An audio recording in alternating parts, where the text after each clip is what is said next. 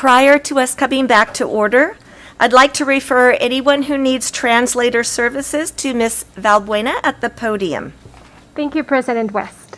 Buenas tardes, habla Paula Valbuena. Si necesita servicios de interpretación al español, por favor llame al 1-805-324-7680 e ingrese el código de acceso 622-582-262 más la tecla numeral. Este es un número totalmente gratis. Nuevamente, llame el número de teléfono 1-805-324-7680 e ingrese el código de acceso 622-582-6262 más la tecla numeral. También puede acceder a estas instrucciones en nuestro sitio web en mcs4kids.com, dirigiéndose a la parte inferior de la página en Quick Links y haciendo click en Board Agendas para ir a la agenda de esta noche. Thank you. Thank you, Ms. Valbuena. Welcome to the Modesto City Schools 1466th regular board meeting of September 13th, 2021. This meeting is now called to order. In closed session, the board gave direction to legal counsel, and we have no members on Teams tonight, so we are going to begin with our moment of silence. This evening, for tonight's moment of silence before we stand, I'd just like to recognize all of the trials that many of our students, our families, and our staff are facing amidst COVID. We appreciate everyone's diligence in joining together to support one another as we continue to navigate this pandemic. I wish to thank you, and we will now take a few moments of silence prior to starting our board meeting. Please stand.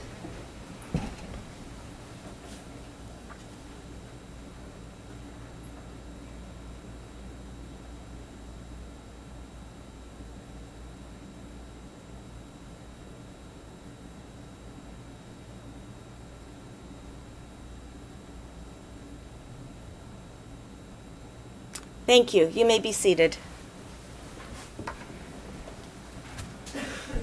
Good evening, everyone. It's nice to see some people, some bodies here in the room, and so thank you very much for coming tonight.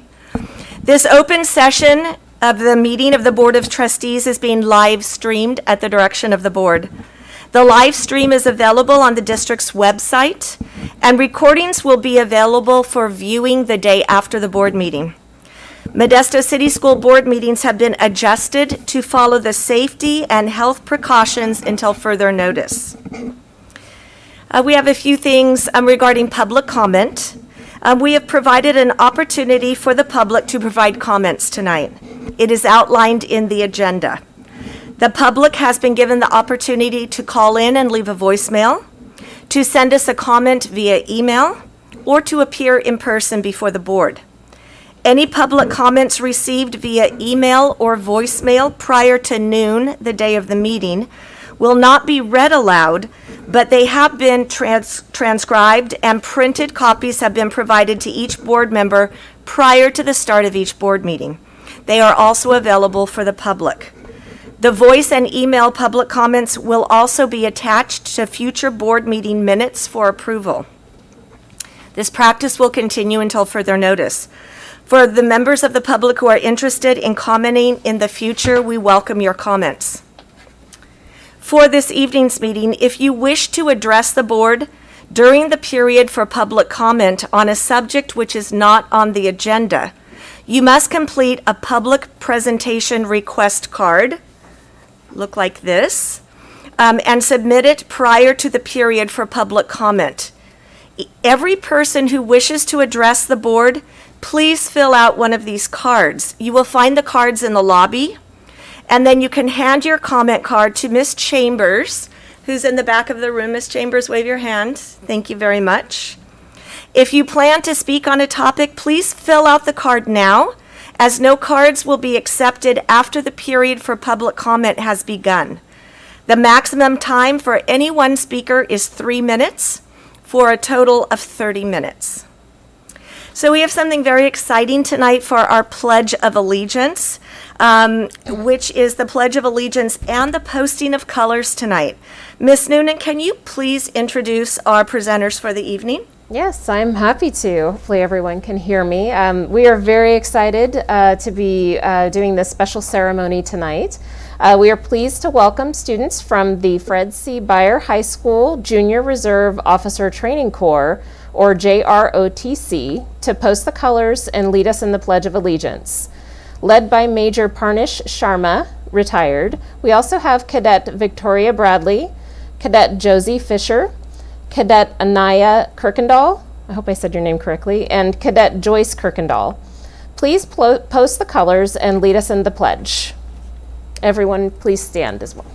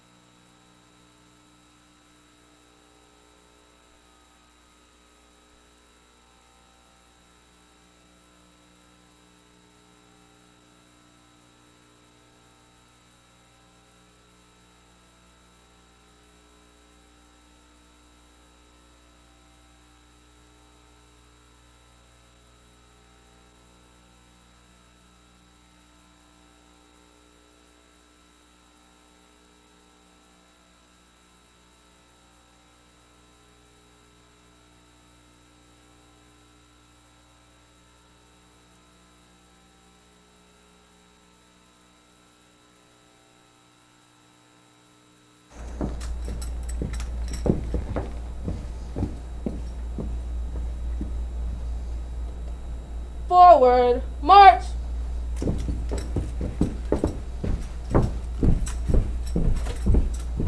Let's give them an applause. Thank you so much. That was wonderful. We were so excited to have them tonight, so it was a wonderful display of patriotism. And Julie will give them certificates that we made as well.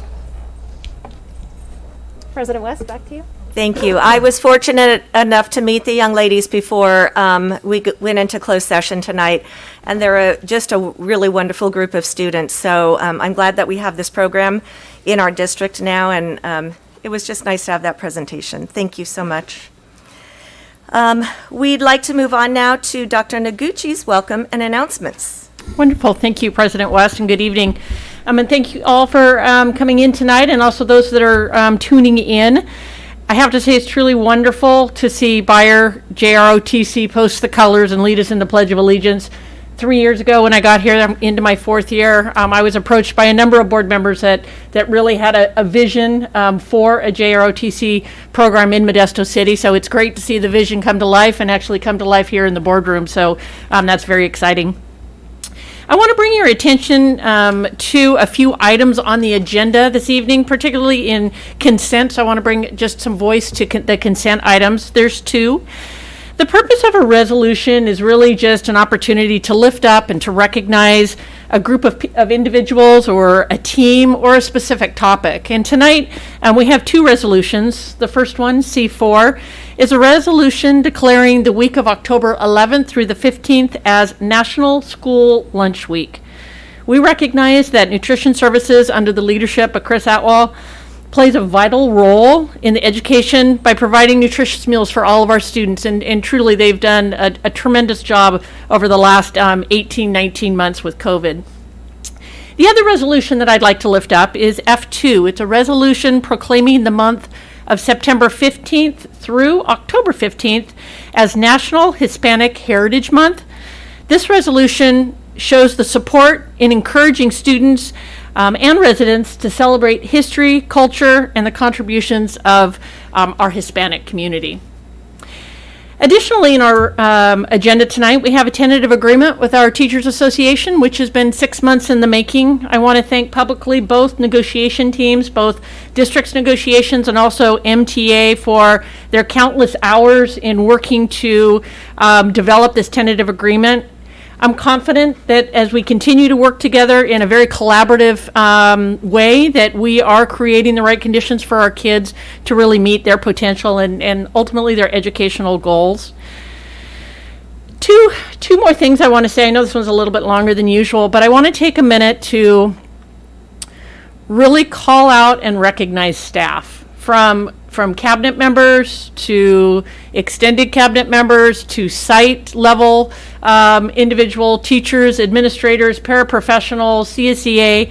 This has been a tough opening of schools, strictly because of the lack of staffing. And we're working towards this and we're moving forward each and every day. But I recognize that it's been hard. We've had to put some things on hold that we hold dear to us, and we believe it's the right work, but we've had to put a pause on it, and sometimes that's very hard to do. But I am confident that we are going to be back out there in a short time doing exactly what we had planned all summer long for, and we will make the magic happen, as I've said in the past. The very last thing I want to say is just a friendly reminder to the community and also to everyone in this room, a friendly reminder that school is back in session. It is extremely important for drivers to be alert, for students in the vicinity around schools and crosswalks, and really to pay attention to speed limit. Oftentimes we're moving very fast in the mornings or in the afternoons, and we lose sight of what we're doing because we're on autopilot. So I just ask that we take a minute, slow down, and just really pay attention to our children and our schools. So with that, I'm going to turn it over to you, President West. Thank you for that. We'll go at this time to our Board of Education reports, our member reports. So I'm looking to see if anyone has anything that they would like to share this meeting. Trustee Marks. I had a couple of things. Thank you, President West. I was invited to attend 2 clergy council meetings. One, we met with Assemblyman Gray just down the street here at the King Kennedy Collaborative, and it was a great meeting, just reminding us of what some of the issues are in the community and some of the concerns that we had. We had a great dialogue. There was about, I want to say 15 of us that attended that. So it was a really good opportunity to spend time with Assemblyman Gray. A lot of times when we set up meetings with our assemblymen, they're not able to come and they send a staff member. So it was really awesome to have the actual member in our midst and sharing his concerns about some of our water issues and some of our farming issues that we have in the valley here. And then we also were invited to go to the swearing in of the new police chief, Brandon Gillespie. And so we went to that, and it was held at just outside the Doubletree. Right there by the fountain outside in the large area. So it was nice that because it was held outside, a lot of police officers and law enforcement attended that, and a lot of city leaders. So it was a great time to see his family there as well, Chief Gillespie's family. And he thanked the council for being a partner with the police department and being able to have that dialogue in the case of emergencies or other issues that come up in the community. And then lastly, I attended the Cal SSD meeting, the California Large Suburban District meeting with Superintendent Noguchi on Zoom, which is really nice. You don't have to go to Sacramento or anywhere else. It's nice to be able to stay and do those meetings and then share ideas with other superintendents and school boards this past month. So it was good. We're all facing a lot of the same issues with COVID and starting school and some of our concerns with our special needs students. And so it was a good meeting all around. So thank you very much. Thank you. Trustee Irvin.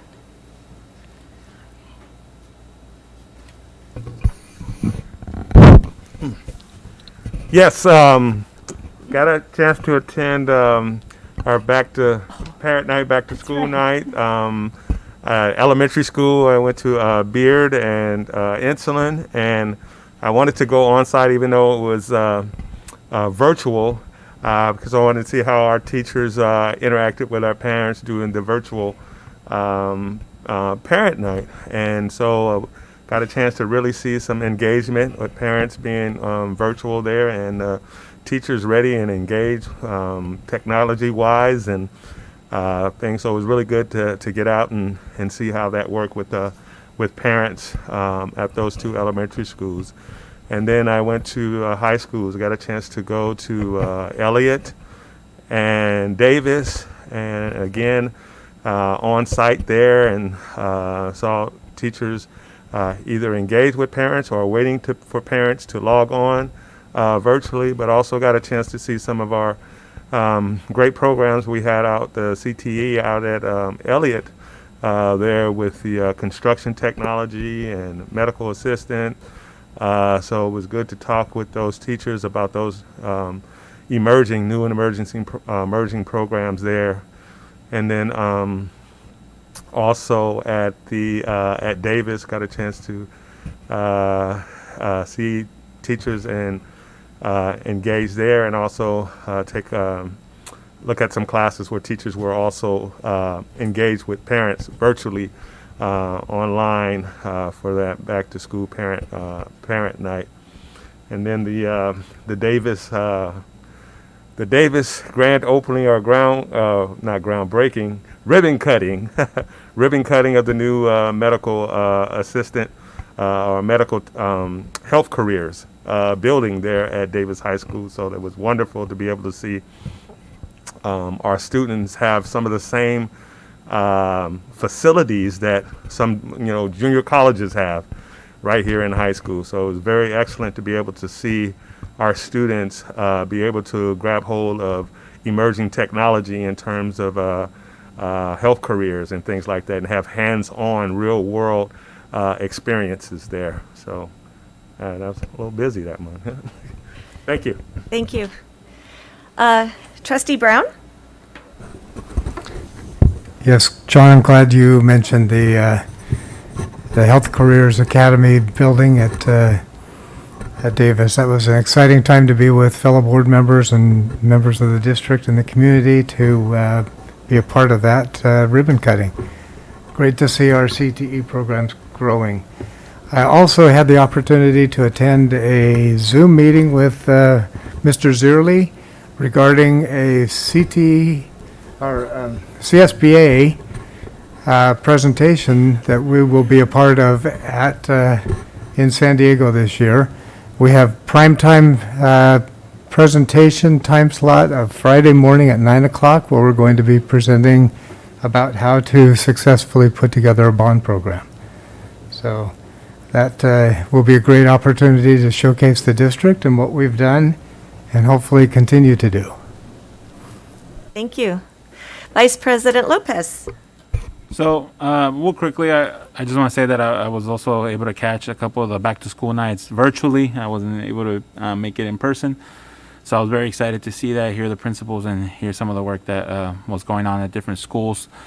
In regards to, I also wanted to mention, in regards to we're celebrating the National Week of School Lunches, and we just talked about work around bonds, and the great work that happened last time with bonds. I want to say that today we'll be approving the next step and consent of moving forward to getting the cafeteria built for Fairview and for Shackelford. So it's important that as we celebrate school lunches, we realize that a lot of our schools needed a lot of work to make sure that we can fit the capacity of our students inside, so everyone has a proper meal time. So I'm very excited to have a next step on that. Hopefully in the next year or so, we get to see that realized. So I'm glad to be approving that today. Thank you. That's it. Seeing no more lights, I also was thrilled to be a part of the ribbon cutting for our Health Careers Academy at Davis High School. It was such a festive morning, such a beautiful morning, and walking through the buildings and seeing the labs that our students now are able to experience with, I don't know what you call them, but dummies or mannequins that look like human beings that are in hospital beds, and they talk back to the students, and it's just so realistic. So I'm really, really thankful that our students are going to get such a great hands-on experience with that Health Academy. And then I, this morning, was able to attend a virtual meeting, a webinar from CSBA about a lot of the current topics that school boards are facing these days. And so I thought that was very interesting as well.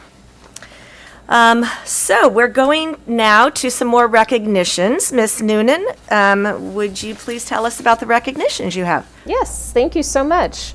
And Vice President Lopez, just so you know, this first recognition, you're going to be in the photo. So if you want to start to make your way around, because the photo will be over here by the banners.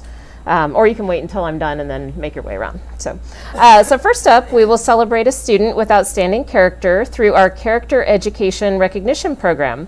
Tonight, we are celebrating Modesto High School student, 11th grader, Ella Hernand, for the character trait responsibility. ASB leadership teacher and activities director, Tracy Mulder, nominated Ella. Principal Jason Manning will read the nomination on behalf of Mrs. Mulder, who cannot be here tonight. Mr. Manning?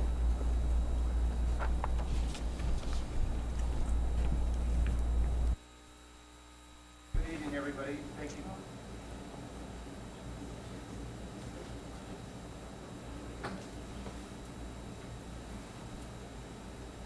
Thank you.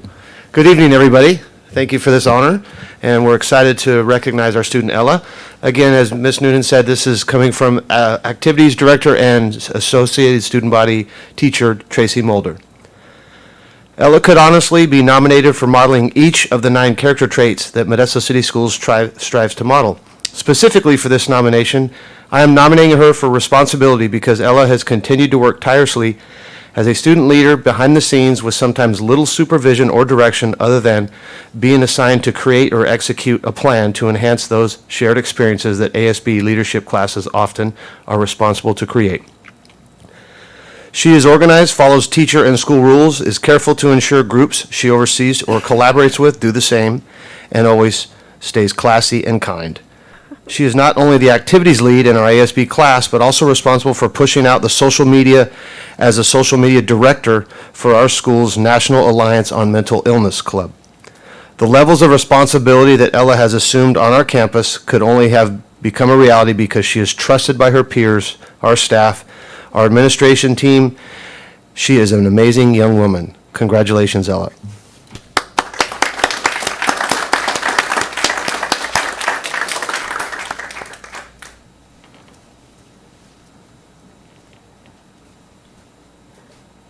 Yeah, so you'll go up and take a picture. Congratulations, Ella. Yeah. And you can feel free to go up to take a photo too. Yeah, totally. Go for it. We love pictures.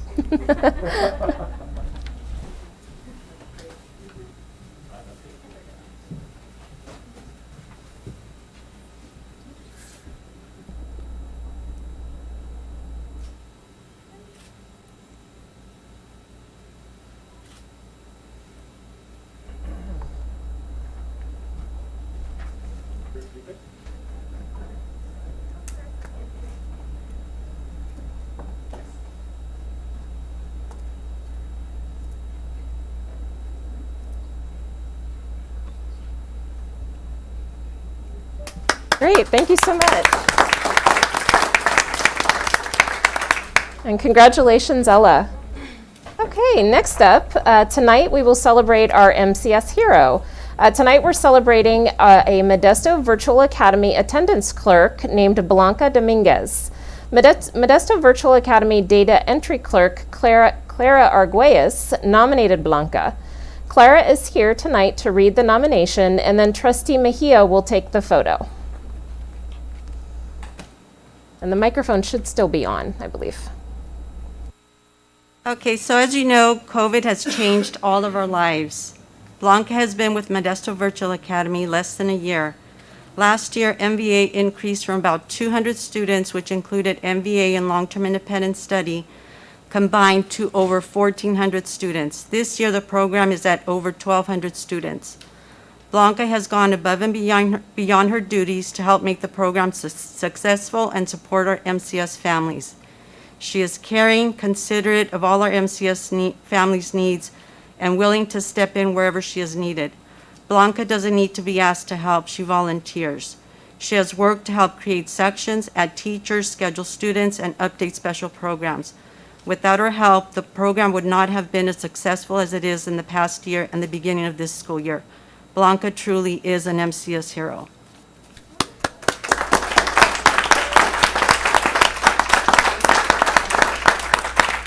So congratulations, Blanca. You can go ahead and go up, and then Trustee Mejia will join you.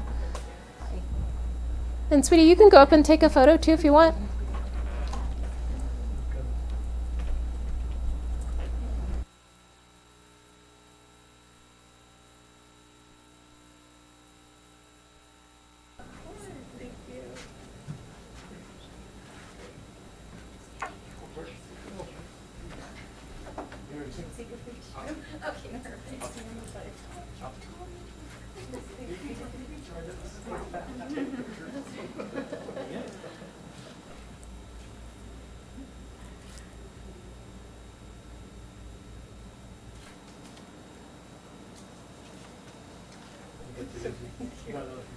First time we've had a mini MCS hero too, so I love that.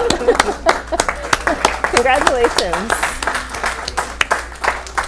And that completes tonight's recognitions. Blanca, I have a question for you. Is that your daughter? Yes.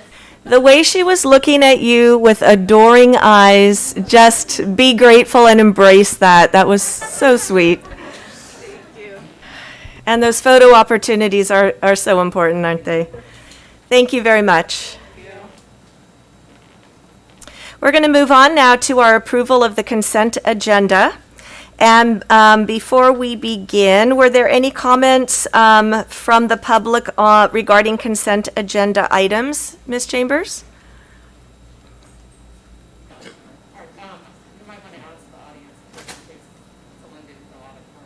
Excuse me?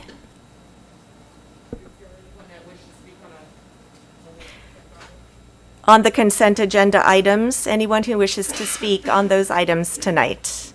See none. We are looking for a motion to approve the consent agenda, and Trustee Marks, I believe, has requested that we move an item. Trustee Marks, would you like to explain that and which item? Yes, I would like to move item E6 off of consent to vote no. I voted no on it at the board workshop. It's the evaluation supervision board policy.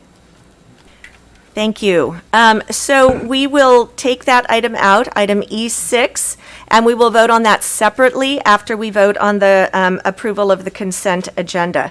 So I'm looking for a motion to approve the consent agenda minus item E6. I move approval. Approval by Trustee Marks, seconded by Trustee Mejia? Maestas, I'm so sorry. Maestas. All in favor signify by saying aye and raising your hand. Aye. Any opposed? See none. The motion carries unanimously. We'll now vote on item E6, and item E6 is the approval of evaluation and supervision. And so voting on item E6 only, I'm looking for a motion to approve item E6. And Trustee Maestas, and seconded by Trustee Mejia. Thank you, Vice President Lopez, for your help. I'm looking for that motion, so it's been approved and seconded. All in favor, raise your hand and say aye on item E6. Aye. Any opposed? Nay. Trustee Marks, so the motion carries. Thank you very much. Moving on to item A9, which is our approval of order of the discussion action items. So do I hear a motion to approve the order of the discussion action items? Trustee Mejia, and seconded by Trustee Irvin. All those in favor, raise your hand and signify by saying aye. Aye. Any opposed? See none, the motion carries unanimously. We've now come to our period for public presentations.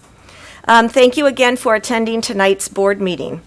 Tonight we have received 5 cards, and so each speaker may come to the podium and address the board, and you will each have 3 minutes to speak tonight. As a reminder, although we cannot engage in any discussion or take any formal action on items which are not on the agenda.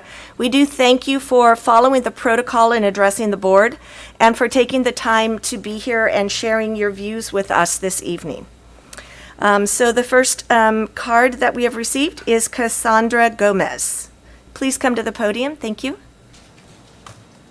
Hello, my name is Cassandra Gomez. I am a Modesto resident. I'm a mom. And what really brought me here today was the Project Veritas report that was released by Project Veritas regarding the Antifa teacher in Natomas. And that was really scary because Natomas is here really close by. And I can't imagine if I was a high school student and that was my AP government teacher that was teaching me an ideology. I don't remember ever in high school knowing if I had a Democratic teacher or a Republican teacher, and I don't think that that's something that should be taught in the classroom. And obviously the Natomas Unified agreed because they're in the process of firing Gabriel Geip. So that's what really brought me here today. I would like to request if there could be some type of audit done at Modesto City School, particularly the high schools, where there isn't any type of ideology images, right or left, displayed in the classrooms, so that way the children can just focus on the curriculum. I honestly think it's just these two flags that should exist in the classroom setting, unless of course you're trying to celebrate diversity with like Hispanic, Mexican flag, so be it, but any type there's Antifa flag, that should not be allowed in the classroom setting. I have some other items that I wanted to address also. This is going to seem really, really odd, but I used the restrooms at Bayer High School recently. And when I used the restroom, I was really disturbed because the tissue paper in that restroom is really, really thin. And it reminded me, like, I've never been to prison, but that's what I could imagine prison tissue paper to be like. And as a female, as a young woman, I can remember menstruating. I talked to some girls that go to that high school, and they said it happened, it's all the high schools. They bring their own toilet paper to class, so that way they don't have to worry about wiping lots of blood. I know this is TMI, but I'm trying to really hope you guys can reconsider putting actual rolled toilet paper in the classrooms. I only got 45 seconds left here. We got to get rid of these in the classrooms. These masks, this is insane. They got to go. Please, I don't know these people. Please, I watched the LA Unified School District Board meeting, and that just scared me that they're taking away our parental rights. Don't take away my parental rights. My son doesn't go to Modesto City School. He goes to St. Stanislaus, but that's because of the fear that I have that I will not have any rights if it's in your hands. You guys have so much power, and I ask that you use that power to not take parental rights away from us. I will be back. My time is running out. There's more that I want to discuss, but I'm going to be respectful. I don't think that you're the enemy. I hope that you don't look at us as the enemy. I just hope that we can all work together to really do what's best for the children. And I hope you consider what the parents think is really what's best for the children. So thank you for your time, and you'll see me again. Thank you. Patricia Gaye.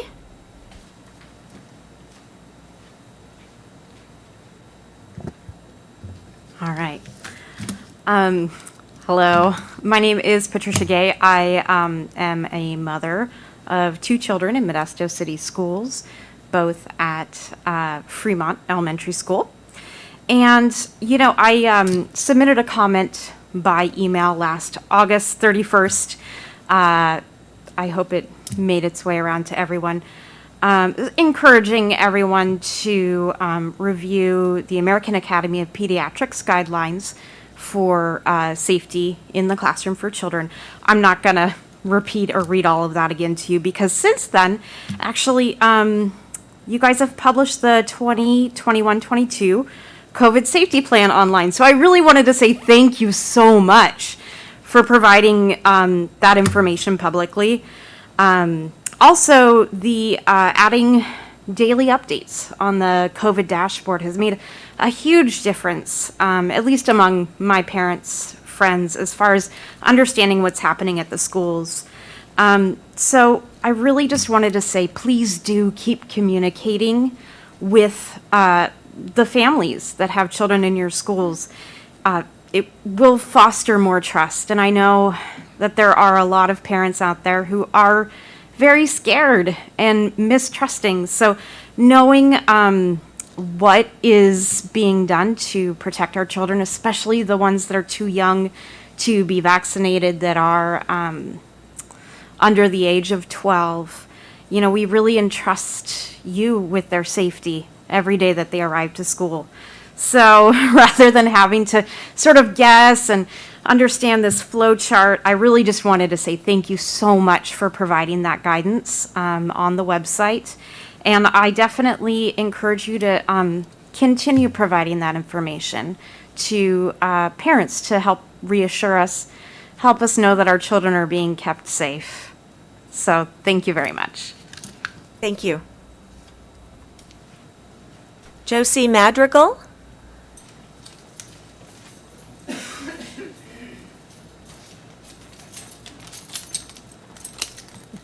Hello, my name is Josie Madrigal.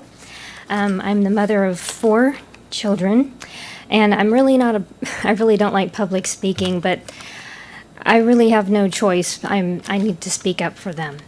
I do have concerns over a possible COVID vaccine mandate. I want it to be kept my choice. I would prefer, when it comes to therapeutics, that would be my option to keep that as an option for me and for my children and myself and my husband. The mRNA COVID experimental vaccine has never been given to a population before. There are no long-term studies.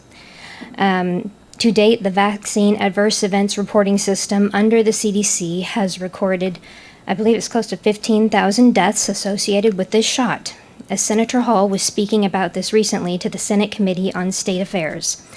He was talking about a recent Harvard study on the VAERS system, and that he reported that less than 1% of all adverse reactions in the U.S. are reported to VAERS. So unfortunately, the deaths and the injuries are truly much higher. I was going over a certain website called defendingtherepublic.org, and they have, so I printed off some pictures here from the website. It's safe and effective, and then a question mark. It says here, this is a little older, but it says it's over 11,000 deaths, close to 12,000, 518,000 adverse events, 12,808 permanently disabled, 22,286 severe allergic reactions, over 1,200 miscarriages, and over 4,700 heart attacks. The next one is, in the past week, there's been 872 deaths from the experimental COVID vaccine. Then we have, it says, know the facts before you vax. This is what a normal package insert is supposed to look like, and it's a package insert, and it's covered with information. This is what a Moderna COVID vaccine package insert looks like, and it's completely blank. So we don't know the ingredients. I have a serious problem with that. I want to know what's being injected into my child. The former Pfizer chief, children are 50 times more likely to die from the COVID vaccine than the virus. And this is another chart. It's from 1990. It goes all the way to 2021. These are all vaccine-related deaths reported to VAERS. It's from 1990 all the way to 2021. Those are all of the deaths, that right there. Anyway, I had a few more here, but anyway, I just wanted to make you aware that is a website from Sidney Powell and a bunch of other reliable attorneys that they're very, very credible people. Also, they've partnered with many doctors. that are experts and they do know what they're talking about. And of course, I've referred to some government websites. But anyway, thank you for listening to my concerns. Thank you. Michelle Tomlinson?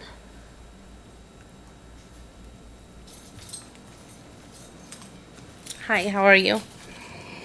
I'd like to thank these ladies for saying a lot of what I'm here for.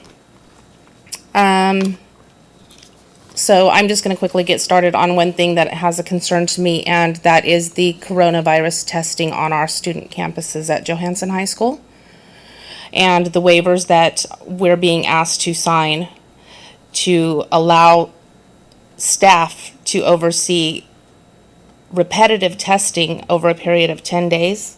They want to test up to every 48 hours over a period of 10 days to make sure that, I'm not sure what they're trying to do here, make sure that no more symptoms are coming in, or to see if they get a different result. So needless to say, without signing that waiver, it didn't have any information for me presented with it as to why I would waive my rights to hold them responsible for this test. So I came home and I called the school back. I asked for the test, the company name, and the product ID that my campus is using. And I downloaded the information from the website myself on the current test that's being used. And I have some concerns, and I would like to know if you guys are willing to look into any other tests where you've chosen this test. I understand the board has 3 different possible ways of choosing the tests that are being used according to the current guidance. Is that correct? How they implement the testing? You can get it from the health department, correct? Or you can choose to find one on your own as a district. We're not allowed to respond, list. but if someone can contact her later and give Okay. her some information. So, Thank you. anyways, I brought some information for you guys, and I'll leave it with one of you that's concerning about this test. I have the fact sheet for patients, and this test shows me that it is not at all very reliable. In fact, it says that it's not at all. It's under a study currently because it was so unreliable previously that it's now under a study that the repetitive testing, they're trying to see if it changes any results of getting any better. So is it okay if I leave this with you guys to look over? And it's a concern that you're not providing information packets like this when you're asking us to sign over our rights to waive. If you understand that, I'm sure. My next concern for you is actually curriculum. And one of the other parents just addressed her feeling like her rights were being taken from the school district, from the schools themselves. I agree with that in many ways, but at the same time, I would not want to be in any of your positions. It's a hard position to be in, and I respect that. But with that being said, may I continue 1 more minute, please? We can let you finish your sentence. Okay. With that being said, I've addressed my school administrators. I would like to preview certain curriculum in my children's classrooms. First, I was told that it's against policy. I said I'm willing to meet with the teacher at her time. I've emailed the teachers, no response. They're coordinating, I assume, with the administration. I would like somebody to reply to me and allow me to review certain curriculum that is happening in my child's classroom. For example, government, the new health, world religions, just to assure myself that what's being taught is not ideological values that are being implemented into our school curriculum these days. Thank you, Ms. Tomlinson. Can we arrange to have Mr. Herbst speak with you about your concerns and give you some information? Absolutely. Thank you. Blake, M-I-T-T-A-I-A-R? A-N. Blake Mitten? Thank you. Well, hello, Board and Dr. Noguchi and Cabinet. I know several of you. I teach at Modesto High School. I've taught there for 21 years. Am I heard? Just wanted to be sure. So I do. Mr. Mitten, I'm sorry. You may want to, yes. Thank perfect, you. Okay. So yeah, actually, I want to discuss a little bit and briefly about what's happening now with vaccination and with education for our parents.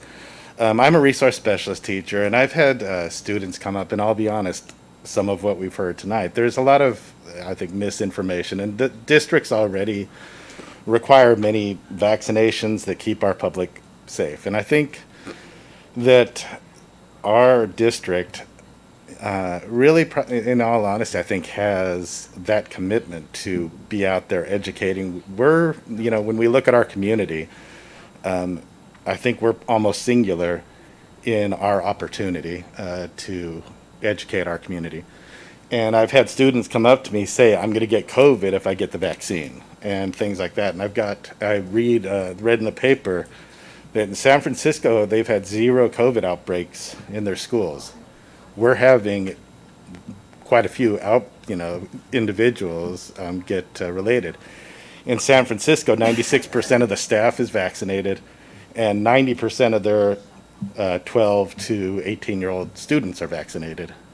And the data is clear. The data on masks is clear. You guys know that. I mean, we're getting masks laughed at, but I'm sorry, the data is clear on that.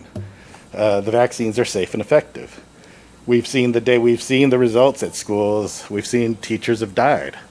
We've seen outbreaks in families. We've seen kids that take it home to families. So I really think that we need to be thinking about what more can we do to support the community in having clear information and for the safety of our families, the staff, the students. So anyway, so I just think the data is really clear, and we have to act on the data, we require vaccines for polio, measles, mumps. We're not going through the ingredients labels on any of those either. We know that they work. We know that kids don't. When I was a kid, I got mumps. I got real sick. That doesn't happen anymore. So anyway, just wanted to put that out there. I think that we could really help our community more than we are. So that's all. Thank you. Thank you.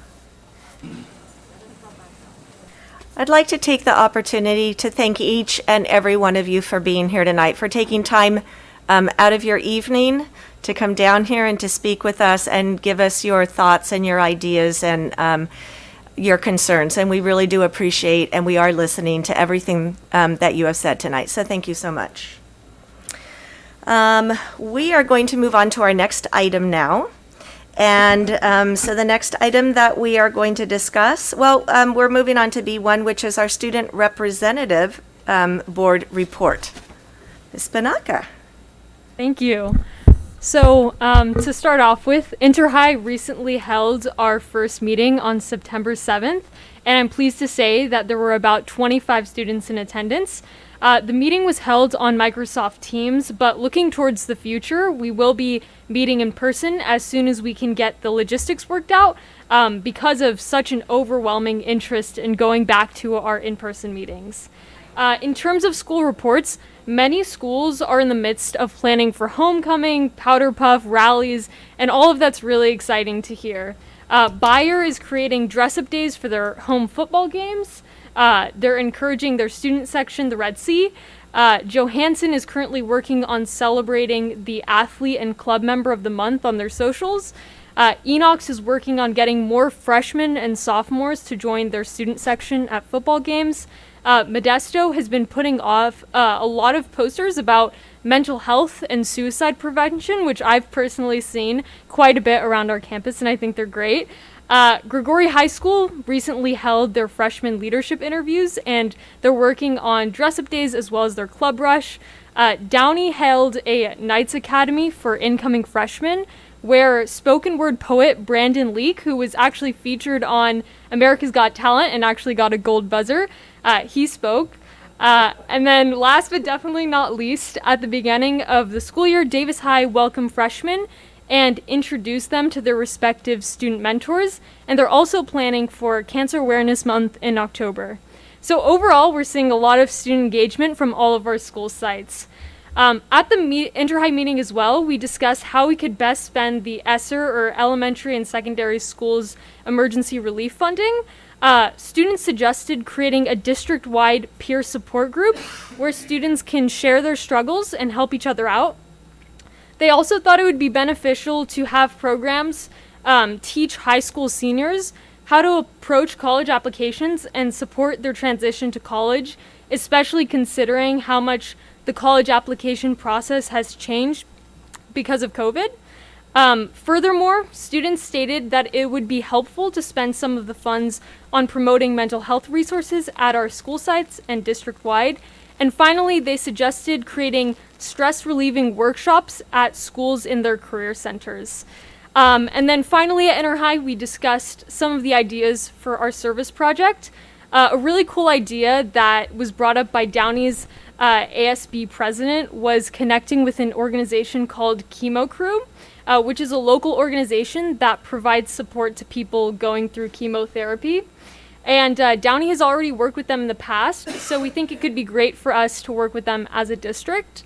And then finally, I personally had my first meeting on the State Board of Education this past Thursday, and I wanted to report back to you all about some of the updates that are relevant to our district and that will affect us in the coming year. So to begin with, we discussed continuing to use the shortened blueprints of the CASP Smarter Balanced State Testing, which was originally implemented last year to give teachers and students more flexibility because of COVID. And at this meeting, we voted to approve the use of these shortened blueprints for the 2021 to 2022 school year as well, because of COVID. We also provided recommendations on some of the proposed changes to the LCAP. Many of these changes are results of state bills that have been passed recently that altered the education code. So to begin with, part of AB 130 requires that the state board adopt a one-time supplement to the annual update for the 2021 to 2022 LCAP. So this supplement is essentially intended to provide educational partners with an update relating to how an LEA is using funds received through the 2021 Budget Act and the federal ESSER funds. And it'll essentially be used to ensure that these funds are being used consistent with the applicable plans and the LCAP goals for the LEA. Just to water that down, essentially because of the funds that we received over summer because of COVID, and the fact that a lot of those weren't included in the finalized LCAP for many LEAs, this supplement's essentially intended to give all parents, students, educational partners an update on what those funds are being used for.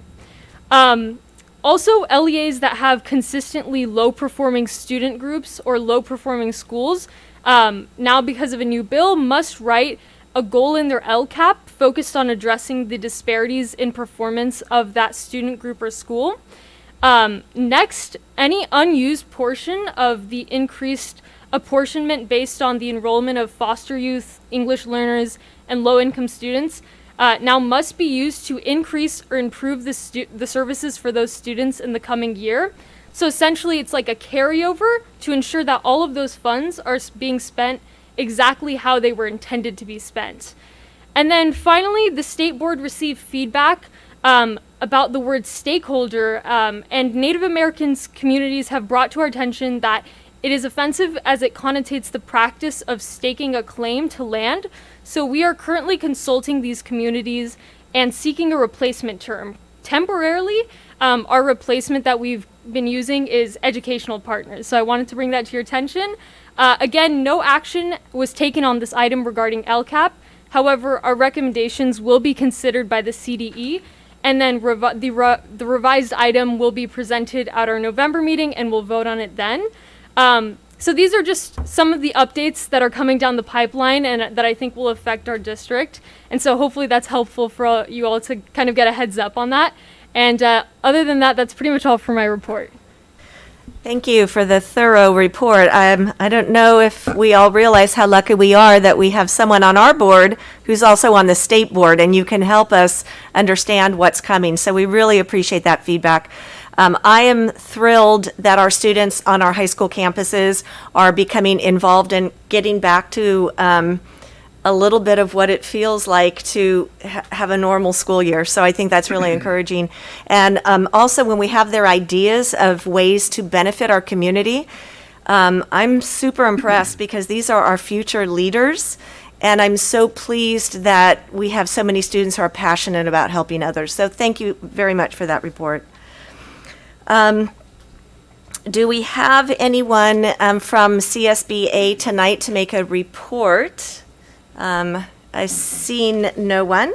We will move on to our next item, which is our report on equity initiatives, and this is Mr. Herbst. All right, and I'm going to welcome Ms. Fallon Ferris up here, who's going to actually join me for this presentation. I do need a clicker. Do we have a clicker?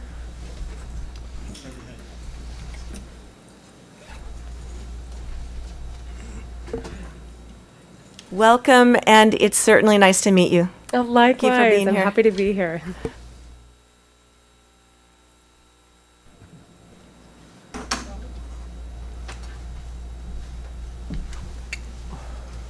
Oh, you got to get on play mode.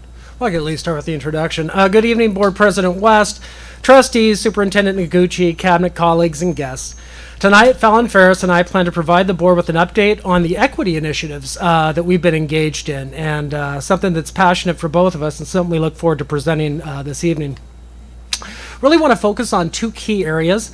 The first one is going to be to revisit the equity statement and discuss the strategies for integrating that statement in our work. So I want to go back to some of the work that we did last year. Other piece I want to provide, or Fallon's going to provide an overview on each of the 6 recommendations that were approved last year, identify who the lead is, and the next steps. Equity is, the equities work, I've touched on this before, I'm going to say it again. I've highlighted Goal 1, which really talks about increasing academic achievement to ensure equitable access to enable all of our students to attain college and career readiness, but that is only a small sample size of where equity exists in this district. HR with the hiring practices, multi-tiered system of support, the inclusion of students with disabilities, all ring true to equity in Modesto City Schools. So much, much broader than just simply Goal 1. Kind of want to give a little bit of history here. Last year, Modesto City Schools, as you know, engaged in extensive work surrounding equity. One key piece of that work was the formation of the Equity and Racial Justice Task Force. And as we shared back in April at the board meeting, the task force drafted 6 recommendations that the board ended up approving for action during this year. And those recommendations are analyzing grading policies and course offerings, conducting equity audits, increasing teacher diversity, analyzing teacher placement, improving, and I can't see it behind this plastic, so improving communication with parents of color, sorry, it's a little blurred here, and developing trust through improved customer service. The board also, if you remember, and it's included in the PowerPoint, approved a very, very robust and long but incredibly meaningful equity statement. So I've included the equity statement in the PowerPoint. I don't plan on reading it to you, but I really, really want to highlight some of the words that are up there in terms of the highlighted words. Equitable, structural, institutional, systematic, achievement, opportunity, embracing, empower, and addressing access gaps. The other point that I want to highlight is the part that's underlined. And I think sometimes in the equity work we lose sight of, or we keep kind of a shallow viewpoint of where equity issues exist in the district and in our society. So you're going to see the highlight of gender, race, ethnicity, disability, physical appearance, etc. And that really gives us a holistic approach to the way that we look at equity in Modesto City Schools. And I do think that's important. How we plan to embed that in our work, I would just say from a testimonial, I could truly attest, and I believe Ms. Ferris would agree, there's not a meeting that we're in to where equity does not come up in one shape or form in addressing the needs of our kids. No ifs, ands, or buts about it. But one other thing that we plan on doing to ensure that the work continues and it's embedded and that we provide a degree of transparency is we're creating a website this year, and that website is going to highlight not only the work that we're doing with equity, but the work surrounding grading and what the committee has been doing, and a lot of the other efforts that we've been doing on the day-to-day. With that, the next part of the presentation is going to go to Fallon, and Fallon's going to talk about the 6 recommendations. Okay, so in terms of recommendations, analyzing our grading policies and course offerings, as you'll see up on the screen, is going to be led by Dr. Will Nelson. That work has begun, and the board recently approved a contract for Dr. Douglas Reeves. We plan to present an update to the board in October, February, and June of this school year. Additionally, Kim Newton and Dr. Janine Zambo are presenting the feasibility of adding ethnic studies as an option for our students to take. They plan to present to the board on October 18th and then again in April of this year. Associate Superintendent Mike Henderson will be continuing the work of increasing teacher diversity and analyzing where teachers are being placed. Mr. Henderson plans to provide the board an update in February. Krista Noonan is the lead on improving communication with parents of color. Krista is working with myself and Mady Herrera on this goal and have already generated numerous ideas. In fact, I plan to do some specific outreach to different parents of color regarding surveying some wins and downfalls for individual families and where they may lie. Krista plans to share out on this progress in May. Krista is also the lead in developing trust through improved customer service. Oftentimes, the first impression is all we have to make or break those relationships with families. The district recognizes this and is diligently working to create plans with customer service at the center. Again, Krista plans to share our efforts and progress with the board in May as well. Brad and Mark will be completing equity audits. This year's focus is on GATE and APIB access. They will also look into CTE, discipline, and as always, academics. Brad and Mark will summarize the information no later than April 1st and share their findings at the May board meeting. This next slide, as you'll see, includes the Equity Committee dates for this year. The purpose of the Equity Committee is to provide an update on our progress with the equity work, including those 6 goals we just mentioned. The next slide acknowledges the eclectic group of individuals that are part of this committee. You will see a mix of board members, community members, administrators, teachers, and students. We look forward to seeing them at our first committee meeting on September 21st. With that, hopefully the board in this brief presentation got an idea of where the focus is, at least on a tie back into the 6 recommendations, and where we plan to report out on our progress so that you and the public will have an opportunity to see potentially all the growth that we've made. The last slide is the year 2 of the Equity and Racial Justice Framework. And even though it's difficult to see, I do want to highlight that the 6 recommendations are a big piece of the work that's being done, but there's so much work surrounding equity that's out there, and I want to highlight the administrative training that are going to go on this year. The site-based equity teams, last year we developed them at the 9-12 level. This year we are developing them at the K-8 level so that we have site-based equity teams at all of our schools. We also have the Superintendent Student Council. Next month, Dr. Okonafwa is going to come back to share last year's survey results on the bidirectional surveys that we engaged in last year, and then also our plans for this year. And then I guess for me, in summary, obviously this doesn't it encapsulates the work that's being done to push more inclusive practices for our students with disabilities, which is yet another area to where equity gaps exist. So overall, very, very pleased with where we're at. We have assigned leads and a focus, and look forward to sharing our progress in upcoming board meetings. With that, Ms. Ferris and I are available for any questions.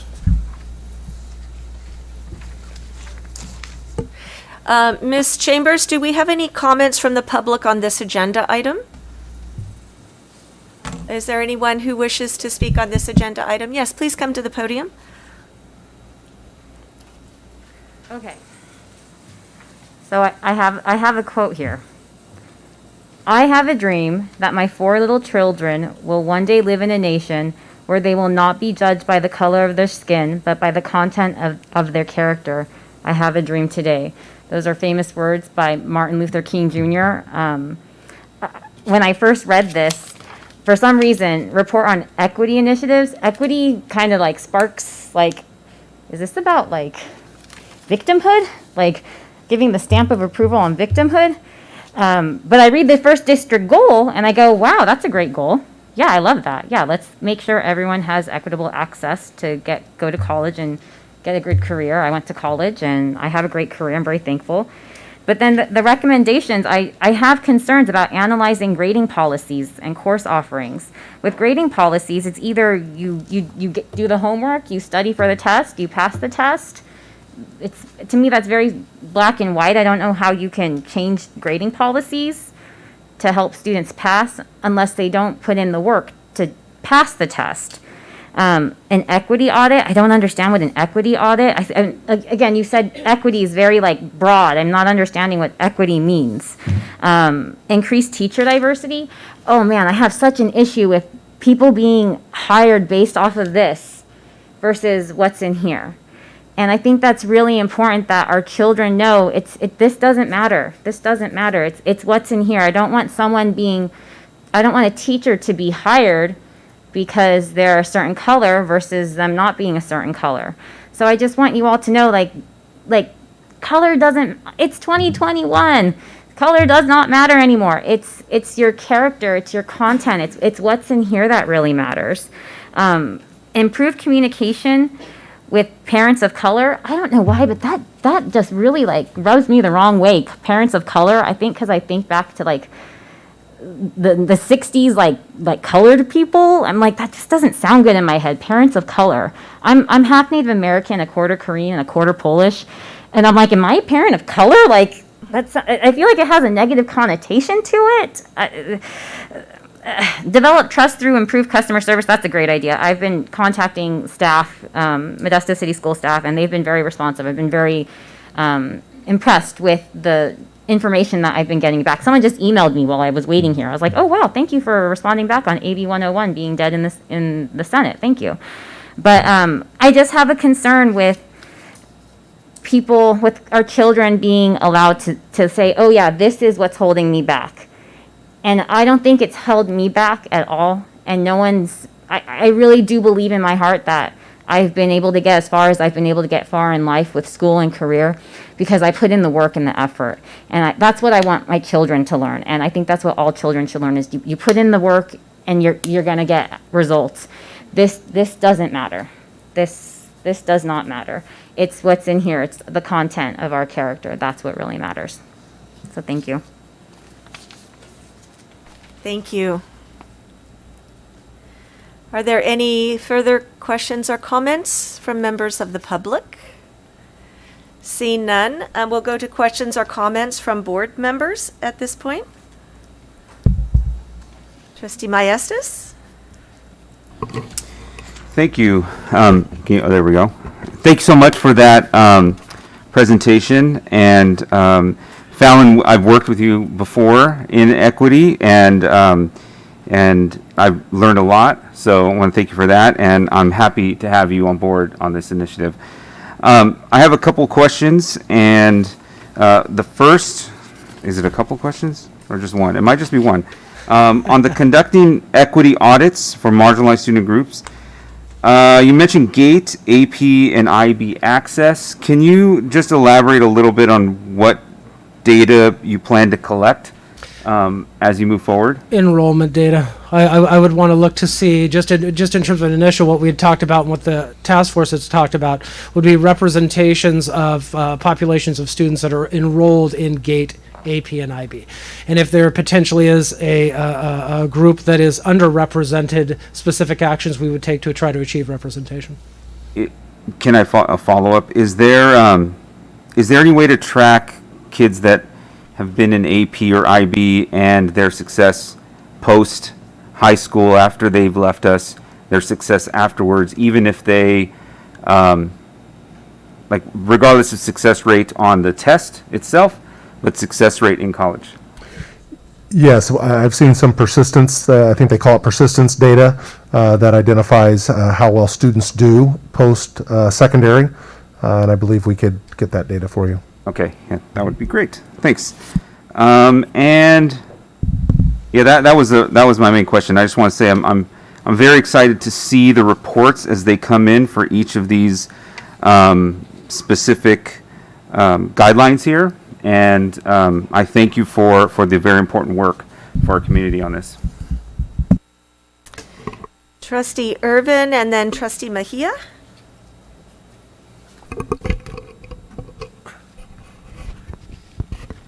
Yes, again, I'd like to piggyback on Trustee Maestas about the importance of this work, and I'm glad you are on board to help facilitate the work around equity in our district, because it is much needed. And we have made some strides, and we want to continue to make those strides within our district to make equitable or equity a part of the fabric of our district. And so we're looking for that day where we never have to use that word or term equity again. But right now, we're making progress towards that end.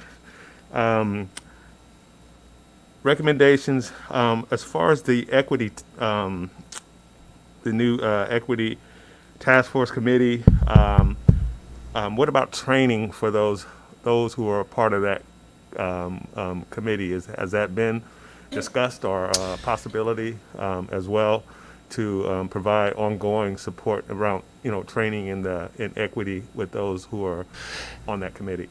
Do you mean the equity committee that will meet 4 times the former task force? Right. Yeah, for the most part, Trustee Irvin, the membership is the same, so we will continue, and I'll give a broad overview at this next committee meeting in terms of what it is, what equity is, some of the stuff that we had done last year. But the primary focus really of that committee is to demonstrate our desire to show them the progress that we've made on the 6 recommendations that they came up with. It was basically that commitment. So we plan to share data and efforts and hopefully great results that we have in each one of the 6 recommendations. Okay, yeah, thank you. And again, I just hope we only have to use that term equity when it comes to stocks, bonds, and 401k plans and houses and real estate. So, so until that end, thank you again for your presentation. Trustee Mejia, then Trustee Marks. Yeah, I just want to also just, I'm very excited and happy to see that there's leads. When there's leads on work, it's always exciting because you can actually go deeper. So I'm really excited that there's names attached to each of the recommendations. I'm really excited about the work. And yeah, I'm thrilled to see it in writing, because once it goes in writing, it becomes part of our culture. And I'm really excited. Just my comments are great, and I'm looking forward to the reports. Anyway, and in any way that I can contribute as well to any of the work, I'm happy to do so. Thank you. Trustee Marks, then Vice President Lopez. Thank you. Nice to meet you, Ms. Ferris. Welcome to the new job and to Modesto City Schools. So I wanted to ask a question about the improving the communication with the parents of color. I did not hear which groups that entailed, and does it include the Parents Leading Change, formerly Dr. Parker Committee? It does, yeah. So that's one of the groups, and then I know recently it was passed the Parent Ambassadors group. That's going to be another focal point that's going to be brought through on. Okay, perfect. That's what I wanted to know. Okay, thank you. Vice President Lopez. Oh, yeah, thank you. Student board member. Excuse me? He was saying the student board member. After Vice President Lopez, Ms. Banaka. Great. So thank you for the report, and I'm glad to be a part of the committee. And I like Trustee Mejia says, it's important that we're held accountable to these metrics, and it's important that's on paper because it helps us improve on these metrics, right? One thing that I did wanted to focus on and commend is the work that we're doing around parents and engaging parents and finding different solutions of meeting parents where they're at. We know that our community is a tapestry of a lot of different cultures, a lot of different socioeconomic backgrounds. So it's important that we learn best practices with each of our groups, so that when important decisions, not only for the sake of the district, but especially with the sake of the learning, that they're prepared and that we're able to engage with them on a constant basis. So that's the importance of the work of not also customer service, but also engaging parents of where they're at. We're about to see in the next item the importance of why we need to engage our parents, because there's big things coming, and we need to have as much of a voice from our parent and educating partners. So it's vital that we get this right, and like Trustee Irvin says, that that it becomes a norm in our that it doesn't become a norm of that we're doing this work constantly, that we get it right one time, right? Student Representative Banaka? Yeah, so first and foremost, I just want to thank you so much for preparing this thorough presentation for us today. I want to say that I personally am extremely proud of the work that our district has done and is continuing to do to address inequities. I think that we truly are a role model district in terms of how LEAs should be addressing their achievement gaps, and especially how they can listen to their educational partners. I always say, if the achievement gap could have been solved with one policy, it would have already been done. So I'm really glad to see that we're taking a multi-pronged approach to closing these gaps and ensuring that Modesto City Schools is being as equitable as possible to students. I'm especially glad that we're truly listening to community feedback, especially with the Equity Committee, because I think their input is pivotal to understanding how the policies that we deliberate on at this board actually play out in real life. And I think especially the student perspective is really valuable to these conversations. So I'm loving to see that there's a lot of student voice in this as well. Furthermore, teacher diversity truly is important to improving equity. It's always helpful for students to see a teacher that looks like them. And there are plenty of studies, and I know last year when I was preparing for running for the state board, I really looked at a lot of these studies regarding how teacher diversity positively affects closing these achievement gaps. So again, I just want to say I'm thoroughly impressed by all of the great efforts of our district, and I'm looking forward to seeing a lot of these policies play out in our classrooms. Thank you. Seeing no more lights or hands, I want to thank you as well for the wonderful report. Welcome. It's nice to meet you, and I'm looking forward to where we're going to go from here. Lots of reports this year, and I'm looking forward to that. Thank you so much. Thank you.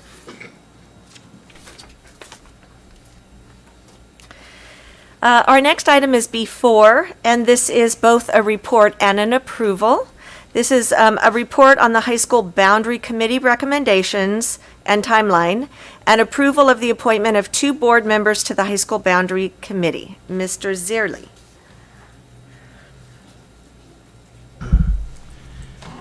Good evening, Board President West, Board of Trustees. Tonight, we will be discussing the upcoming high school boundary committee. We will be providing the board with information on the high school boundary study goals that will be used by the boundary committee, and then 2 different boundary committees. One will be an internal small work group of 5 to 10 administrators from the district, and then an external committee made up of about 20 to 25 individuals. Of that external committee, we were looking for 2 board members to be appointed tonight. We'll discuss the timeline and then any questions that the board may have. This committee and the boundary study aligns to what I believe are 2 different strategic goals. Strategic goal 3 that you see here, providing a safe, welcoming, respectful learning environment for every member of the school community, while ensuring effective district-wide communication for students, families, and community partners. But also strategic goal 4.4, which is plan and implement short and long-term strategies to decrease declining enrollment. And the nexus here with that goal is we will be looking, as the board knows, we have a number of inter-district transfer requests to Ceres Unified. We will be looking at the number of those transfer students and using existing high school boundaries to try to identify where our students and families are choosing to leave us from, and why. Why are they looking to go to Ceres instead of one of our high schools? The goals of the boundary study, it's been almost 10 years since the high school boundaries were last analyzed, and it is recommended that boundaries be studied periodically to account for any enrollment variations. 4 years of enrollment data will give us recent trends of our elementary and junior high school students to use for a high school forecasting model. We will be looking at student capacities for each of our 7 high schools, the impact of any future housing developments, review equity and access of transportation and other services for each high school boundary. This came from the work of the SB 328 committee. This suggestion came from that committee. SB 328 was the committee used to look at our bell times. We have to start later at junior high and high schools next year. And one of the comments about around that work was the amount of time on a bus for certain parts of our district, high school students. We will be using the currently available census data for our boundary scenarios. And I say currently available because this is a timing thing with the census. We don't have all those censuses complete. We don't have all the reports right now. So whatever reports are available, we will have at the time of the boundary study. And we will be providing up to 3 scenarios for the boundary committee to consider during their work. As mentioned, we will have an internal technical work group of 5 to 10 individuals. This will be made up of cabinet or other senior leadership that will work with Davis Demographics. The internal work group will begin work on October 6th. That'll be the first meeting of the internal work group. It will be guided by Davis Demographics, which was board approved to conduct this study. And then a much larger boundary committee of 20 to 25 individuals. You see it says internal and external stakeholders or partners, as what was mentioned by our student representative. 2 board members. We're going to ask for 2 board members to be appointed tonight for this committee. It will be made up of our 7 high school principals and then a high school community or parent individual that would represent the high school attendance boundary.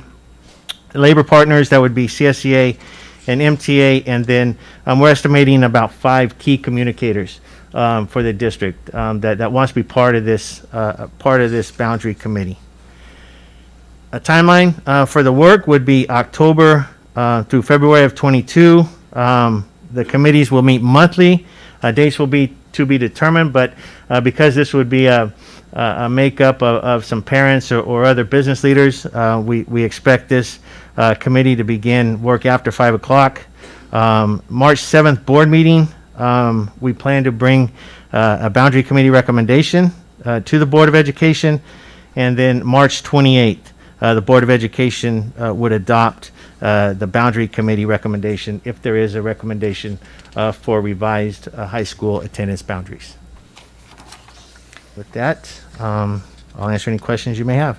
Thank you, Mr. Zierle. I'm going to go to the public first to see if we have any comments from the public. Seeing none, we'll go to questions or comments from board members. Seeing no lights. Vice President Lopez? So, thank you for the presentation, Tim.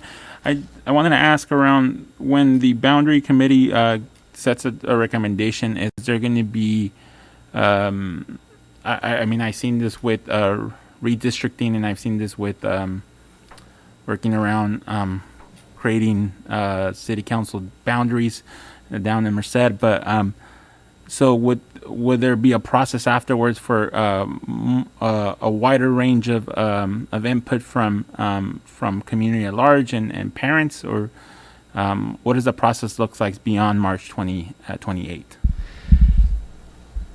We chose March 28th if in case a recommendation is brought to the board to revise our existing boundaries.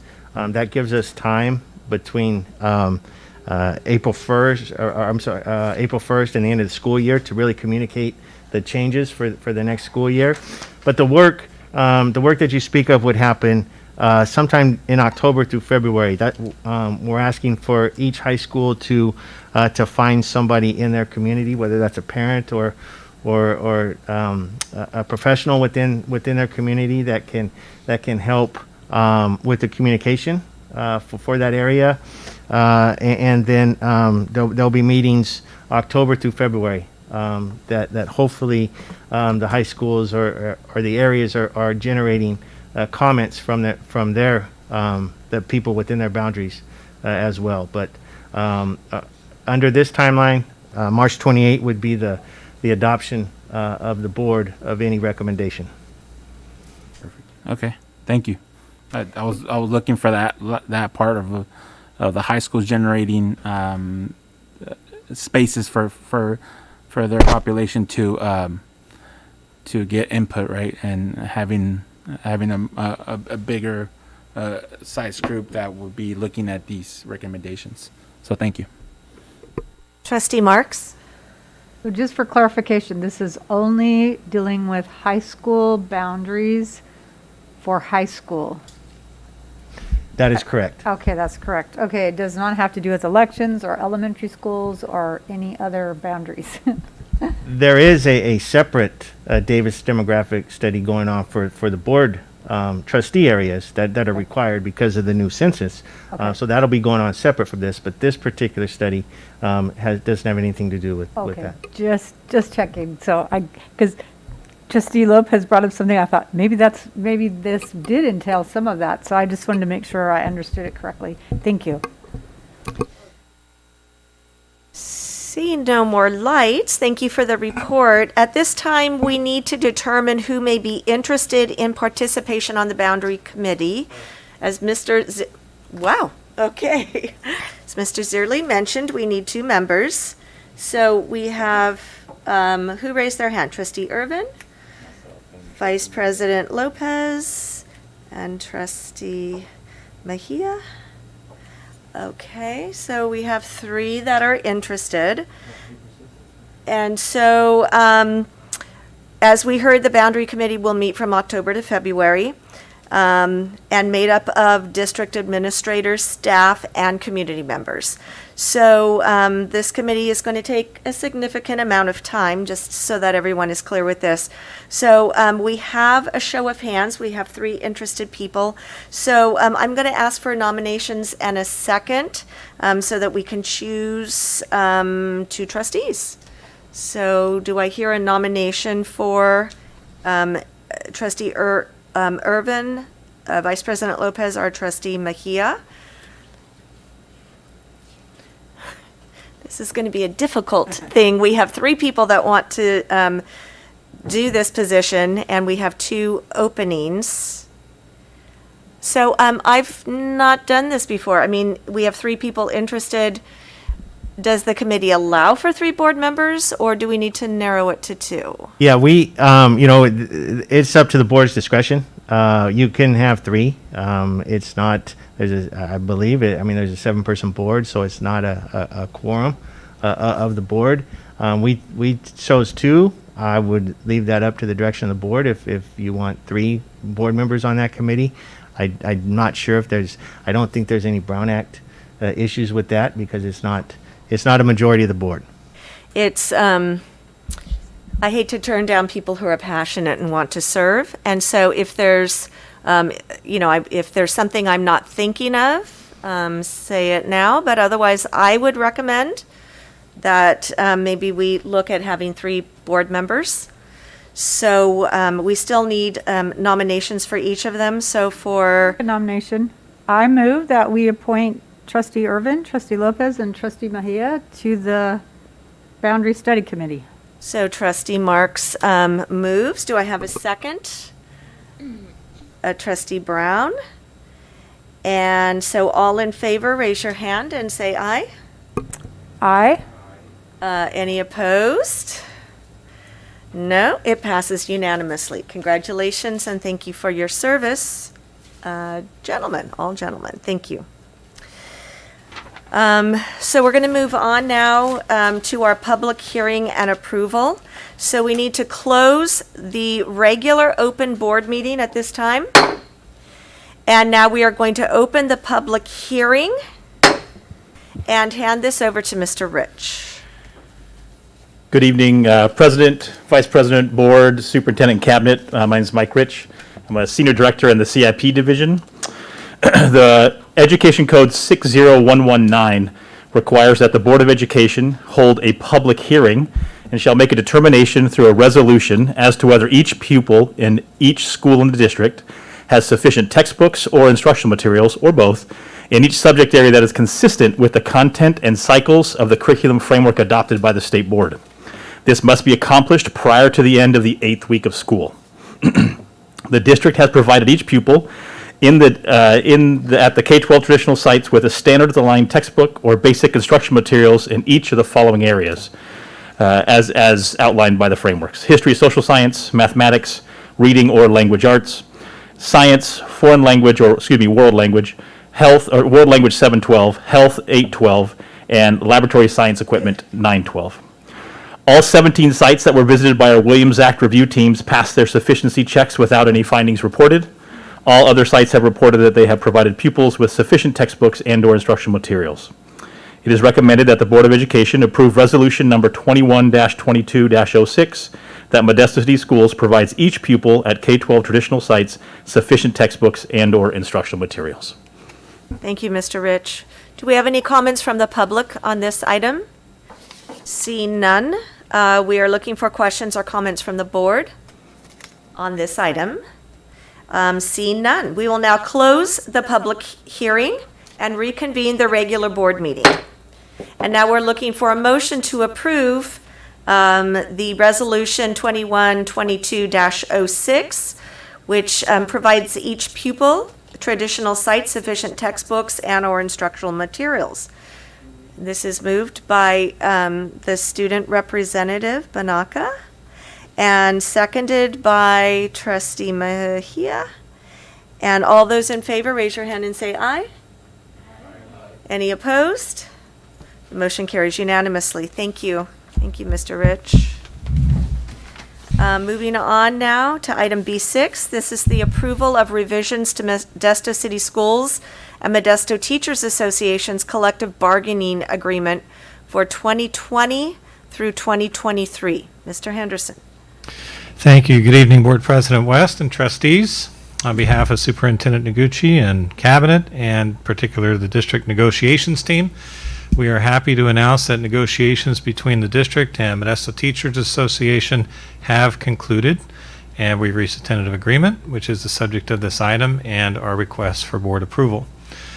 Allow me a moment to recognize and appreciate the work of both the district's and MTA's negotiations team for their commitment, time, and effort in the negotiations process during what I think we can all agree are challenging times. The agreement reflecting changes to the collective bargaining contract covers a 3-year term and includes an increase of 4.5% ongoing in salary on the certificated salary schedule effective for the 21-22 school year. We were able to continue the district's commitment to the professional development initiative and actually increase that commitment to 1% of base salary for 12 hours of training. It's been a multi-year effort and project to increase the district's contribution toward for employees who select district medical plans and create better conditions within our health and benefit framework. We made some adjustments and new language to the leave of absence article related to child bonding, job share leave, bereavement, and a COVID leave term related to SB 95, should that not be extended. And transfer and reassignment language changes and language to clarify the various stages of our staffing process so that we can maintain employees' options to consider transferring to vacant positions while improving our language to tighten up our hiring timelines and increase the district's ability to more effectively recruit and hire certificated staff. Upon approval by the board, MTA will present the tentative agreement to its membership at an upcoming meeting this week. The fiscal impact of the tentative agreement is noted in the agenda item.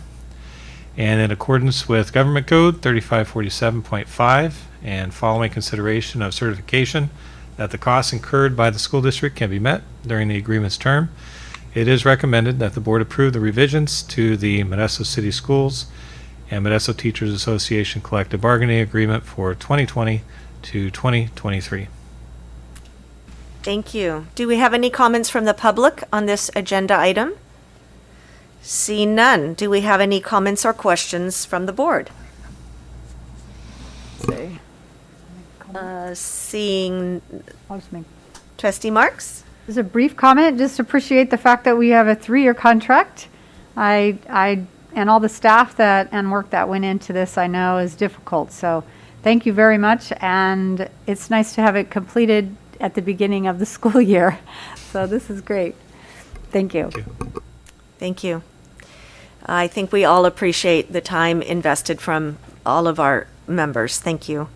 So I'm looking now for a motion to approve the revisions to the Modesto City Schools and Modesto Teachers Association collective bargaining agreement for 2020-2023.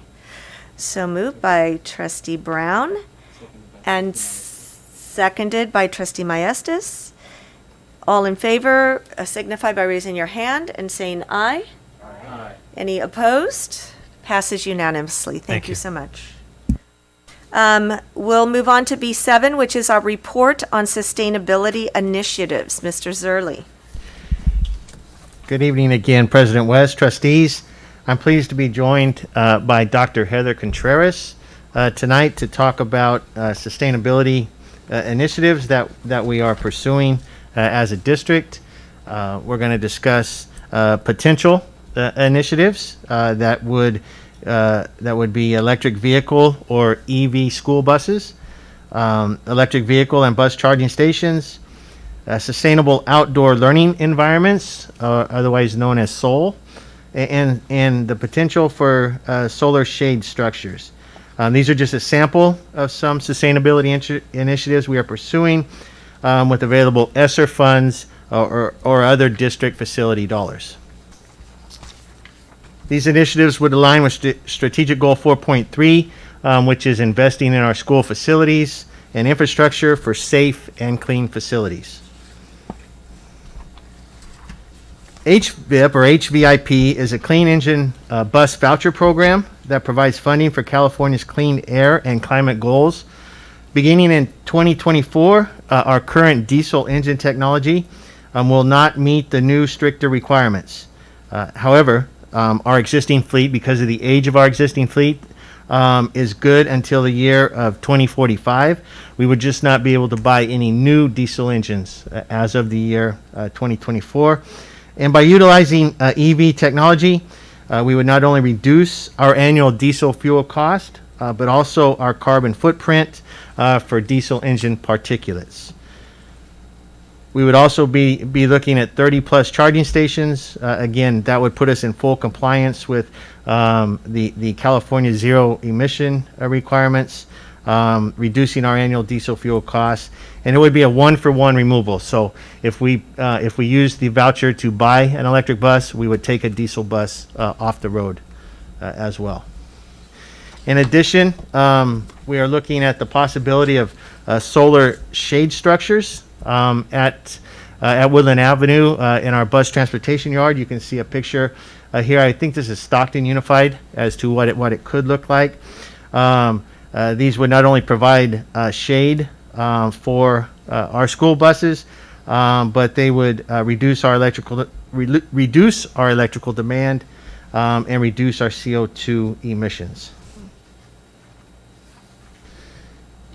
I'm pleased to introduce Dr. Heather Contreras and to discuss sustainable outdoor learning environments. Feels strange to be smiling and then be like, okay, wait, no one could even see us smiling.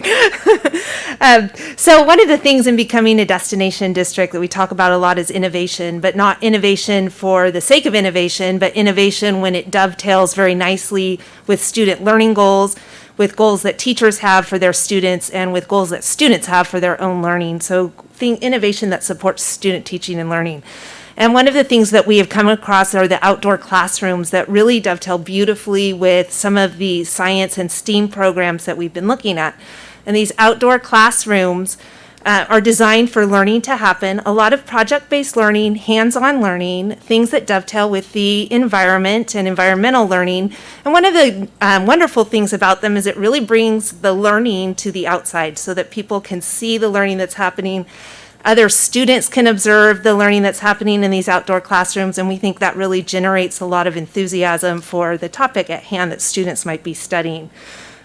These outdoor classrooms really support the STEM initiatives, and so when we're looking at where this might be a good fit at different school sites, some of the sites that come to mind are Tuolumne, of course, with their STEAM initiative, Beard, who has really taken the lead with Project Lead the Way, and they've had a long history of bringing science to their schools with their science fair. I know many of you have attended that over the years. And then also Fremont and Fremont Open Plan that has a very long history of outdoor learning, of supporting sciences within their classrooms, and even they've always had lots of outdoor learning that has happened. And then Orville Wright, whose teachers have really begun to look towards sciences as well.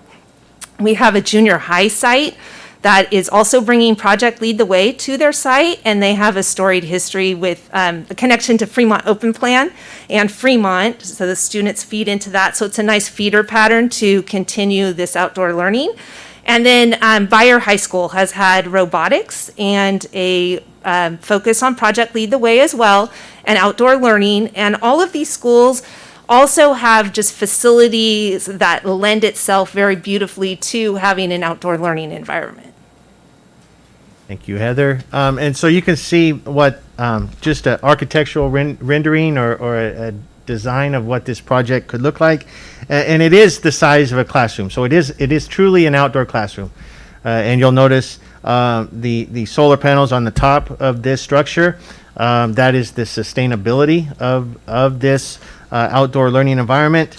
So it would generate power down below. There are outlets below to plug in different instructional devices, flat screen TV. There's ceiling fans attached to it. So you can see what it would look like from the top, and then the activities that would possibly go on underneath based on however the school would like to introduce this into the learning environment. And again, these are just other pictures. One on the left is just a drawing of what it could look like, but the one on the right is actually one that has been installed. This is down in Southern California, and so you can see exactly what it would look like, these outdoor learning environments, once they are installed. So all of these initiatives are sustainable, and they are reducing our energy usage. And in order to, one way to look at project delivery is to comply with Government Code 4217. And so we would have to calculate, and we are doing this, a guaranteed energy savings. So what do the solar panels give us in energy savings that we don't already have? What do outdoor learning environments give us? And so we would package this together in what is called a 4217 project.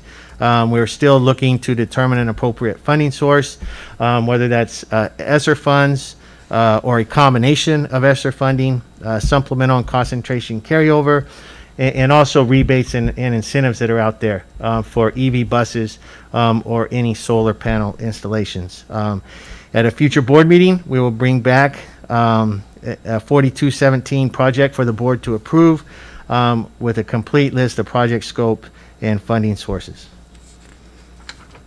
And with that, I will entertain any questions the board may have. Thank you, Mr. Zierli. Do we have any comments from the public on this item? Seeing none, questions or comments from board members, Trustee Marks and then Trustee Maestas? I had a couple of questions. One is on bus replacement. Do we know how many buses we'll be needing to replace?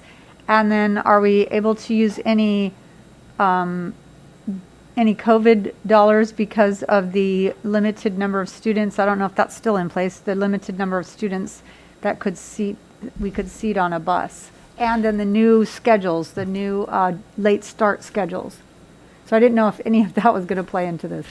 So we have about 60 buses in our fleet, and as previously mentioned, they're new enough. They have clean enough burning diesel engines that we could, if we could run them through 2045, we could, but we don't keep our buses that long. And so we're in good shape versus other districts like us because of our current very aggressive bus replacement program that we have. And what was your other, I'm sorry, what was after that? What did? Had to do with the limited number of students on the buses. We We have were enough fortunate, buses a year ago, we purchased 6 new buses. Okay, that's what I with COVID funds that were less restrictive than what we have now.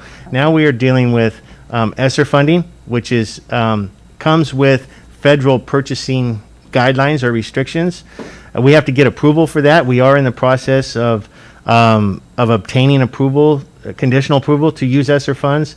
But if we don't, that's why I listed other funding, possible funding sources that we would utilize as well. Okay, that's great. Okay, and then my other question was, what do we do with the students that are in an outdoor learning environment during inclement weather, whether it's hot, rainy, cold, windy? You want to take a stab at that, Heather? I'll take a stab at that. So when we met with the company about the Soul to ask that question, a lot of them can be installed with additional heaters or outdoor things if you want that. If that's not something for the cold that we would be looking at, then we wouldn't be using the outdoor space. For the summertime, just like Mr. Zerly pointed out, there are outdoor fans that would help to cool the space, but also the shade of the structure provides that coolant as well. Okay, thank you. So, yeah, and just to be clear, these aren't replacing the traditional classroom. Right. These are supplementing the traditional classroom. So in the event of inclement weather, we would, I'm sure the instructional teacher would want to stay indoors instead of being outside. Yes. Okay, that's great. I thought I was believing that that was the case, but I wasn't sure. Because there are some other classes north of us that have taken advantage of moving students outside to be able to have more students at school. So they did do that, and that was interesting hearing, that that's what they're planning to do this year. So I didn't know if this was in a replacement or that we'd have it, as you said, in addition, it would be outside. So thank you. Just an announcement. I notice, I think people are needing a break. I was hoping to power through, but I think we'll take a break when we're done with this item, just to let you guys know it's coming.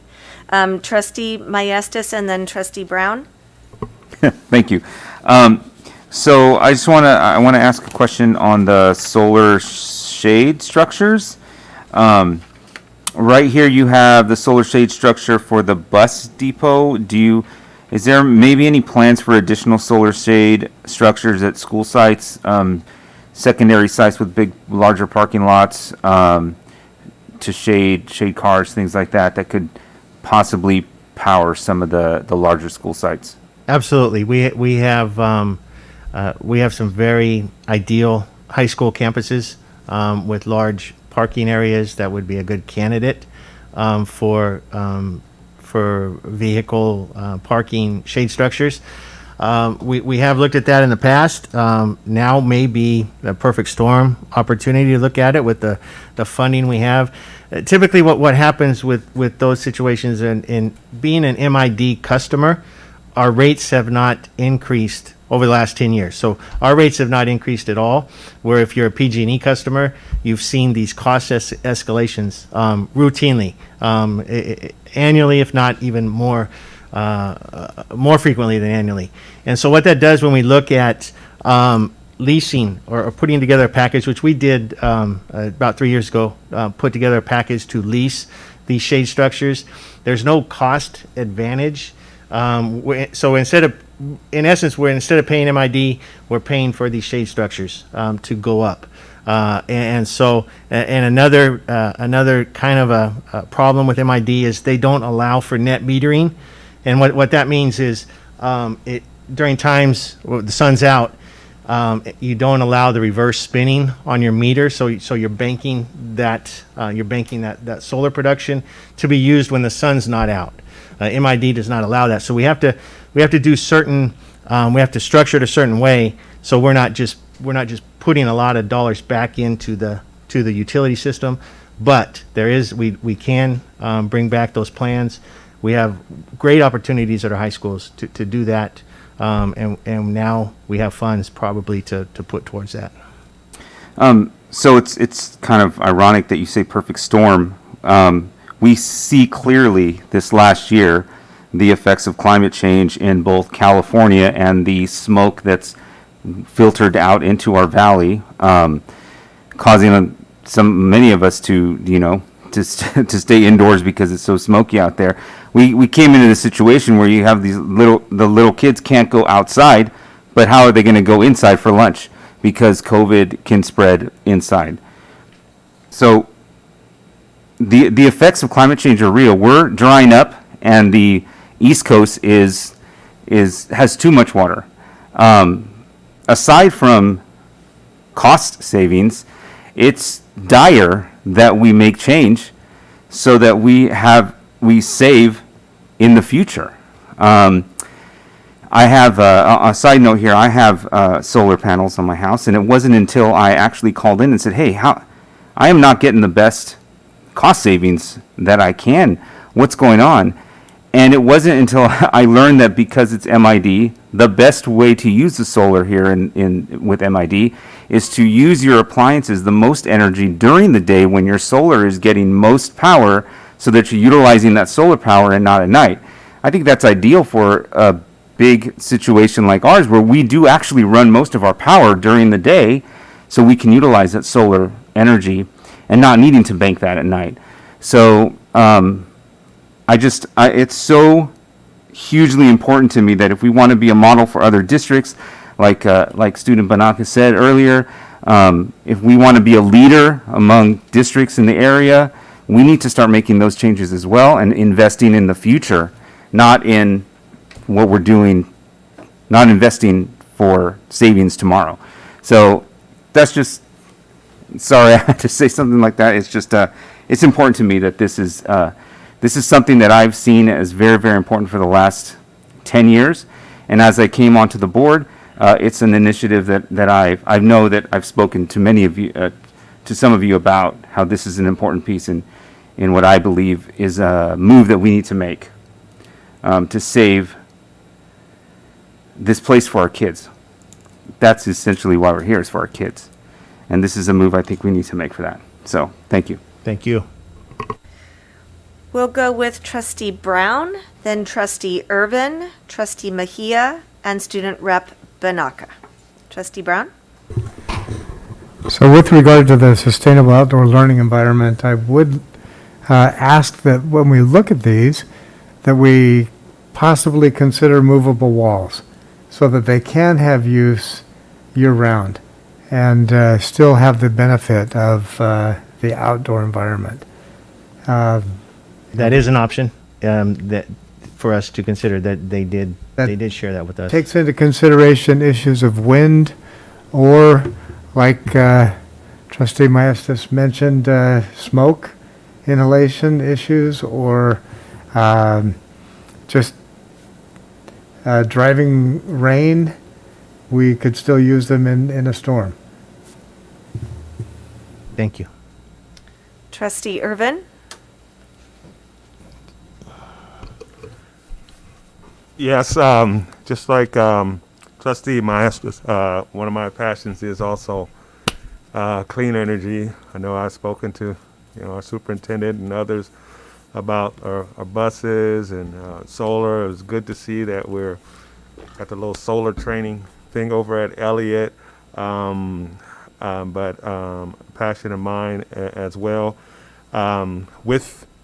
With MID, that's why a lot of the major solar companies left Modesto, because of the MID situation, and and haven't come back. Some of the smaller solar companies are still around because they don't do as much volume as the larger ones, and so unless you have PG&E, you really can't save anything. It doesn't do you any benefit because MID got a lock on it. With that being said, if we go to this, I like, the solar learning environment, and, I know a lot of places that have schools that have those parking lots with the solar, panels across the parking lot, and both, parking lots, student parking lots, and, staff parking lots. And it would be, great if we could, start to move in that direction, and minimizing our carbon footprint and maximizing our learning environment for our students and families in our that come to our school sites and things like that.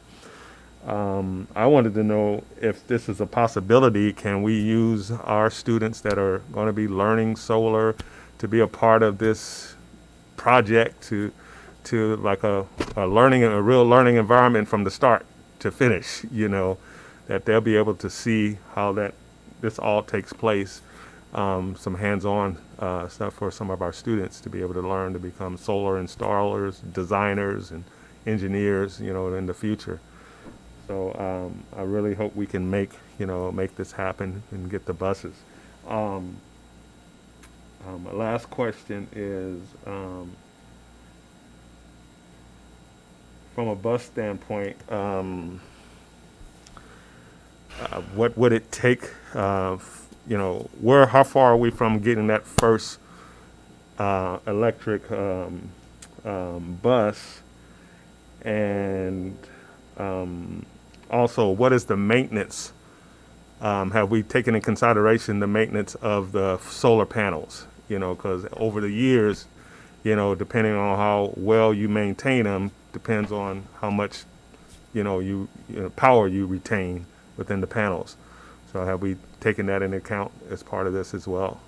Or have any information from those who have these already in terms of that? Yeah, we have. Obviously, solar panels have a lifespan, and if they're not cleaned regularly or maintained, they're not producing. So it's just becomes a shade structure.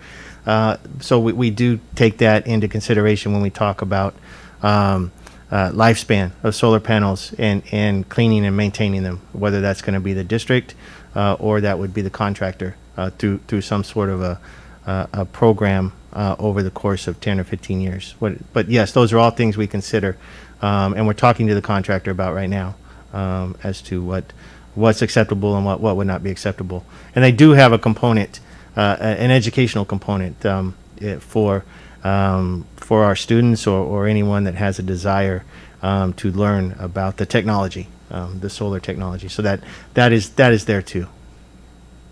Okay, thank you. Trustee Mejia? Mine is very brief. I just want to say, are we thinking of doing it at other sites, and how feasible are of doing it probably also in elementary schools or in other school sites? Because I know we just said like Bayer, I think, is the proposed one, right? But 7. Yeah, I mean, typically they're more advantageous for our high schools because they're a much larger footprint with larger parking areas than our elementary schools. So that would be our first recommendation to the board when we bring the project forward. But it obviously can be expanded to the smaller schools as well on a much smaller generating project. Yeah, that was just my comment to make it available to as many places. And He's talking about the outdoor learning environments. Oh, I'm sorry. that is correct. But sorry, I didn't clarify. The outdoor learning He answered environment. it for the solar panels, so you can answer it for the outdoor learning environment. Yeah, as Dr. Contreras mentioned, I mean, we strategically picked the ones that we picked for reasons as she talked about, whether that's the STEM initiative or at Tuolumne we did that, but we chose 2 because Tuolumne is now a TK8 school, and we thought they would need an additional outdoor structure just for shade for not only lunchtime activities but also for the junior high students that are there. But these can be expanded to any number of schools that we have, elementary, junior high, or high school. Thank you. I just wanted to make sure we consider that as moving to the future, and if it works out for the first ones, that we really plan for that. Thank you. And Student Representative Banaka? Yeah, so I have a really quick comment. I really appreciate the fact that we are being conscious of our district's carbon footprint, and I hope that we keep this in mind going in the future. I completely agree with Trustee Maestas in that caring about our students' futures truly goes hand in hand with caring about the climate crisis and being mindful of the ways that we contribute to it. I really love the idea of the outdoor classrooms. I think it's a great opportunity to engage students with STEM learning and really bring learning to life for these students in the classroom. I personally can say that I wish I had an outdoor classroom. I think it'd be super fun. And then finally, I agree with Trustee Irvin in that I think it'd be great to involve students in the process of implementing these sustainability initiatives and use this as a great educational opportunity. Thank you. This was a wonderful report. Thank you. It's very exciting what's happening. So I appreciate all the hard work on this. And it was a report only. So I would like to take a 10-minute break. And so we will go on break for 10 minutes. Thank you.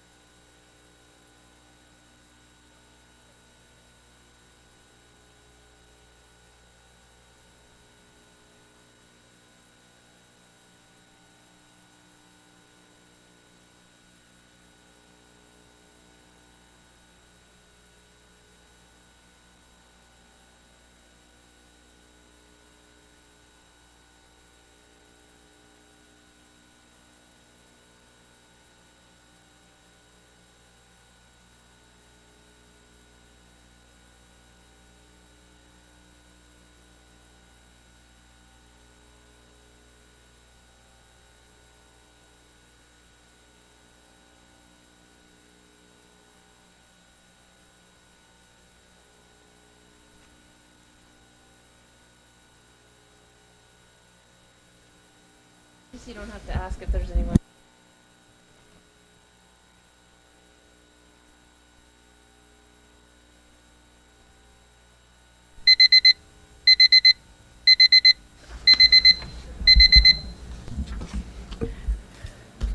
This meeting is called back to order, and we are moving on now to item B8, which is our approval of unaudited financial statements for 2020-2021. Mr. Zierli?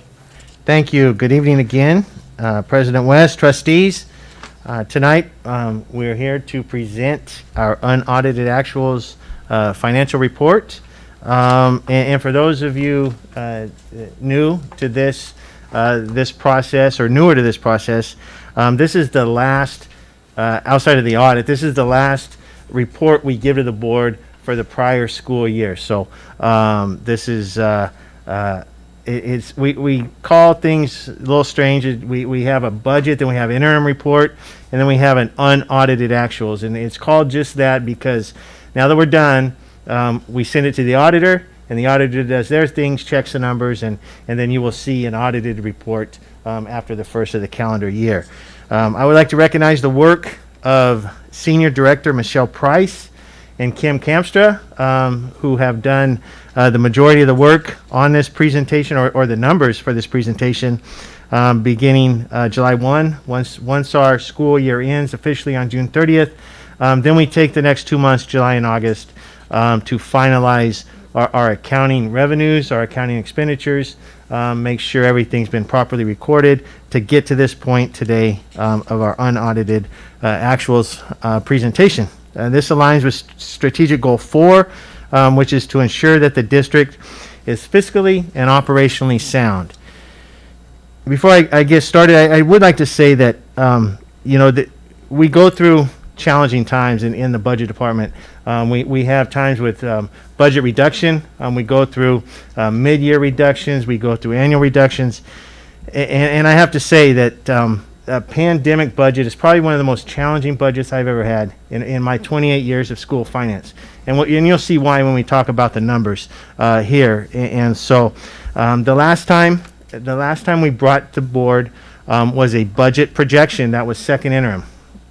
And so that would have been March. And at that time, in March, we were projecting a $10 million deficit. Now, after spending the summer 2 months finalizing all of our revenue and expenditure accounts, we have a $10 million surplus for the 2021 school year, or a $21 million variance. And I know that sounds, when you start talking about $21 million, that sounds like a rather large amount to somebody that doesn't understand our budget. But we have a $450 million budget, just to put it in perspective. $21 million is about a 5% variance in our operating budget. So we went from a $10 million deficit projection to a $10 million surplus. That $20 million represents about a 5% variance. That is what I mean about the challenges of budgeting during COVID times, during pandemic, and we'll talk more about that as we go through the numbers. The first thing we look at is our unrestricted general fund revenues, and we had a variance of just a little over $1 million in what we had estimated versus what is in our final unaudited actual report, and that was a 0.31% variance. Much better job on budgeting our revenues than our expenditures. And you can see the small variations that we have there. The $1.2 million investment loss, that is not a bad investment for us. I just want to be clear. It's purely an accounting entry at the end of the year. It's one of those governmental accounting standards board requirements called GASB 31. We have to true up the fair market value. We hold all of our cash in the county treasury, and the county treasurer invests those dollars on our behalf, and every other single district in the county. At the end of the year, we true it up based on fair market value. This is an accounting entry. It's not like we lost $1 million in investments over the year. It's just something we have to do every year to true up for GASB 31. Then we look at our expenditures, and so we had estimated in our second interim, $282 million of unrestricted general fund expenses, we actually had 268 million. So you'll see a negative in the difference, but that is actually savings. When you see a bracket on expenditures, that's a savings. And this was a 4.92% variance of what we expected to spend versus what we actually spent. And then you'll see the factors there, salaries and benefits, savings, materials and supplies, services and operating expenses. This was a result of a couple of things. One-time COVID funding we received last year. It allowed us to save some of our budgeted operational dollars. We did not spend those, in addition to not having students in school for the majority of our school year. So we did not follow through on some of these planned expenditures. A large portion of salaries and benefits, those were unfilled positions. We never got to hire those because we didn't have students on campus for the majority of the year. We didn't have substitutes at the level that we've had in the past. Services and operating expenses, these are contracts for services. Because we weren't in school, a lot of our planned services did not go through for the year. This is what I mean by it being a challenging budget year. Back in March, we thought we may have some of these expenses in our budget. Come to find out we didn't by June 30th. So almost $14 million in savings from what we had planned to spend versus what we actually spent. Then we have another account is called other uses, and again we had $6 million of positive variance here for that. 2.1 million came from a net change in transfers to from other funds. This is for textbooks. We keep our textbook dollars in a separate fund, and then when we actually buy the textbooks, we transfer the money from the other fund to cover the cost. We did not, due to the pandemic and shipping, we didn't receive our textbooks by June 30th, so we did not need that $2 million transfer for textbooks in the prior year. You'll see that in this year, though, as those textbooks came in over the summer. We had a $0.7 million reduction in routine restricted maintenance. For this account, 3%, we're required to set aside 3% of every dollar we spend into routine restricted maintenance. If we don't spend the dollars, like on the previous slide, then we don't have to contribute as much. So we contributed almost $1 million less, and then a $7.5 million reduction in special education contribution. Before I give all the credit to my colleague, Associate Superintendent Mr. Herbst, I would like to point out that there was a twofold increase in revenues and also a decrease in expenditures. As you know, as I say all the time, we talk about special education. It's an underfunded program, both at the federal level and the state level, and a contribution from our unrestricted resources is required annually to balance the program. This year, it was $7 million less than we had projected because we did get more revenue than we had in the budget by $3 million, and we didn't have $4 million in expenses. Now, I want to point out, though, half of that $4 million is because we did not have to pay for transportation for our special education pupils that didn't come to school. So there's a reason that these numbers are what they are. We do have a very fiscally conservative SELPA program led by Mr. Herbst, and we do see this every year, but not to this level. But this is directly an impact of COVID and not having the program operations that we normally have. All other district funds ended the year with a positive ending balance. You can see here. We're pleased to report that. And then this slide represents budget changes since adoption. So these, at this point in time, we're also looking at what do we need to do to update our current year budget. You can see the changes here that we have.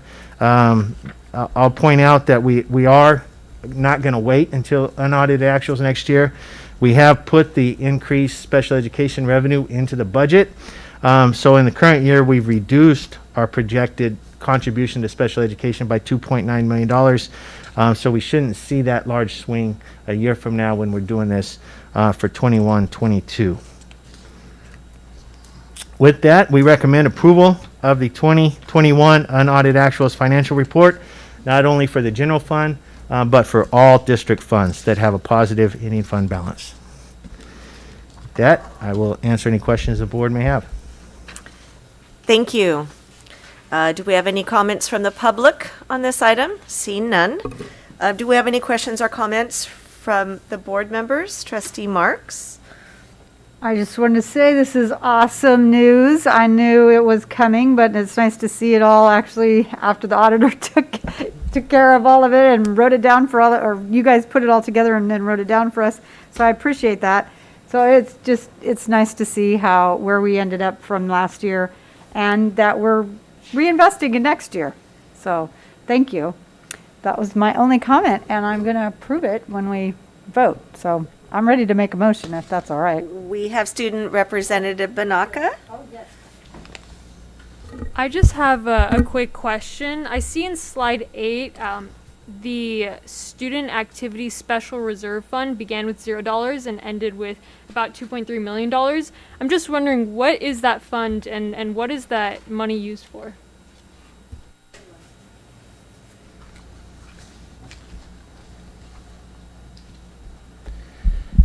I'm going to have to, I'll respond to you with that answer. I don't know off the top of my head. Let me see if I can find that out while I'm looking here. Any other questions or comments from board members? See none. I am looking for a motion to approve Modesto City Schools 2022-20, nope. I'm looking for approval of the unaudited financial statements for 2020-2021. Moved by Trustee Marks and seconded by Trustee Mejia. All in favor, raise your hand and say aye. Any opposed? Seeing none, it passes unanimously. Thank you. I didn't have to take advantage of phoning a friend, but we do have people watching online. Those are ASB dollars, and I should have known that, but those are associate student body accounts that we have, and it's now required. This is the reason you see zero in the beginning balance. It's new for this year. We're now required to have a Fund 8 to record the dollars in our associated student body accounts. Typically, they're not kept in the general fund, but we have to record them now in the general fund. Thank you so much for the clarification. All right. So we're moving on now to item B9, and this is approval of Modesto City Schools 2022-2023 school calendar. Mr. Henderson. Yes, good evening, Board President West, trustees, Dr. Noguchi, and Cabinet. Item B9 presents for the Board's consideration the 2022-23 school calendar. It's the district's goal to develop and have approved a school calendar for 2 years out. This assists the district and all of its divisions in planning as we project out activities for future years. Having an approved calendar for the year after next also helps our feeder districts who coordinate their own calendars, many of them, to align with that of Modesto City Schools. It helps to establish predictability for our school and community partners. The 2022-23 calendar is modeled after our current calendar in terms of start and end dates, as well as holidays and associated breaks throughout the year. We have engaged with our labor partners who have approved this calendar, most recently CSEA, whose membership ratified the calendar on August 25th. We will get to work before too long on the 2023-24 calendar to keep that sort of 2-year cycle ahead. But for the moment, it is recommended that the board approve the Modesto City Schools 2022-23 school calendar. Thank you, Mr. Henderson. Any comments from the public? Seeing none. Any questions or comments from the board members? Trustee Marks?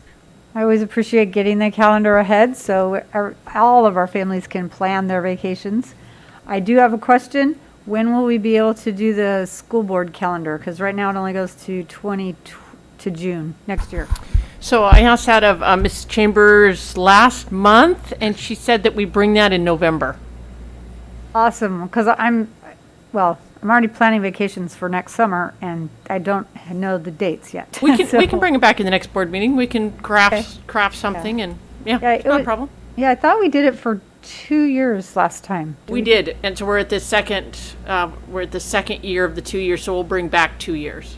Okay, awesome. So if we could just do it every year and do it 2 years out, that would be really helpful. Then all of us know when the next board meetings are when we plan our vacations. Would that be helpful? Since we're able to do the calendar for 2 years, that'd be super.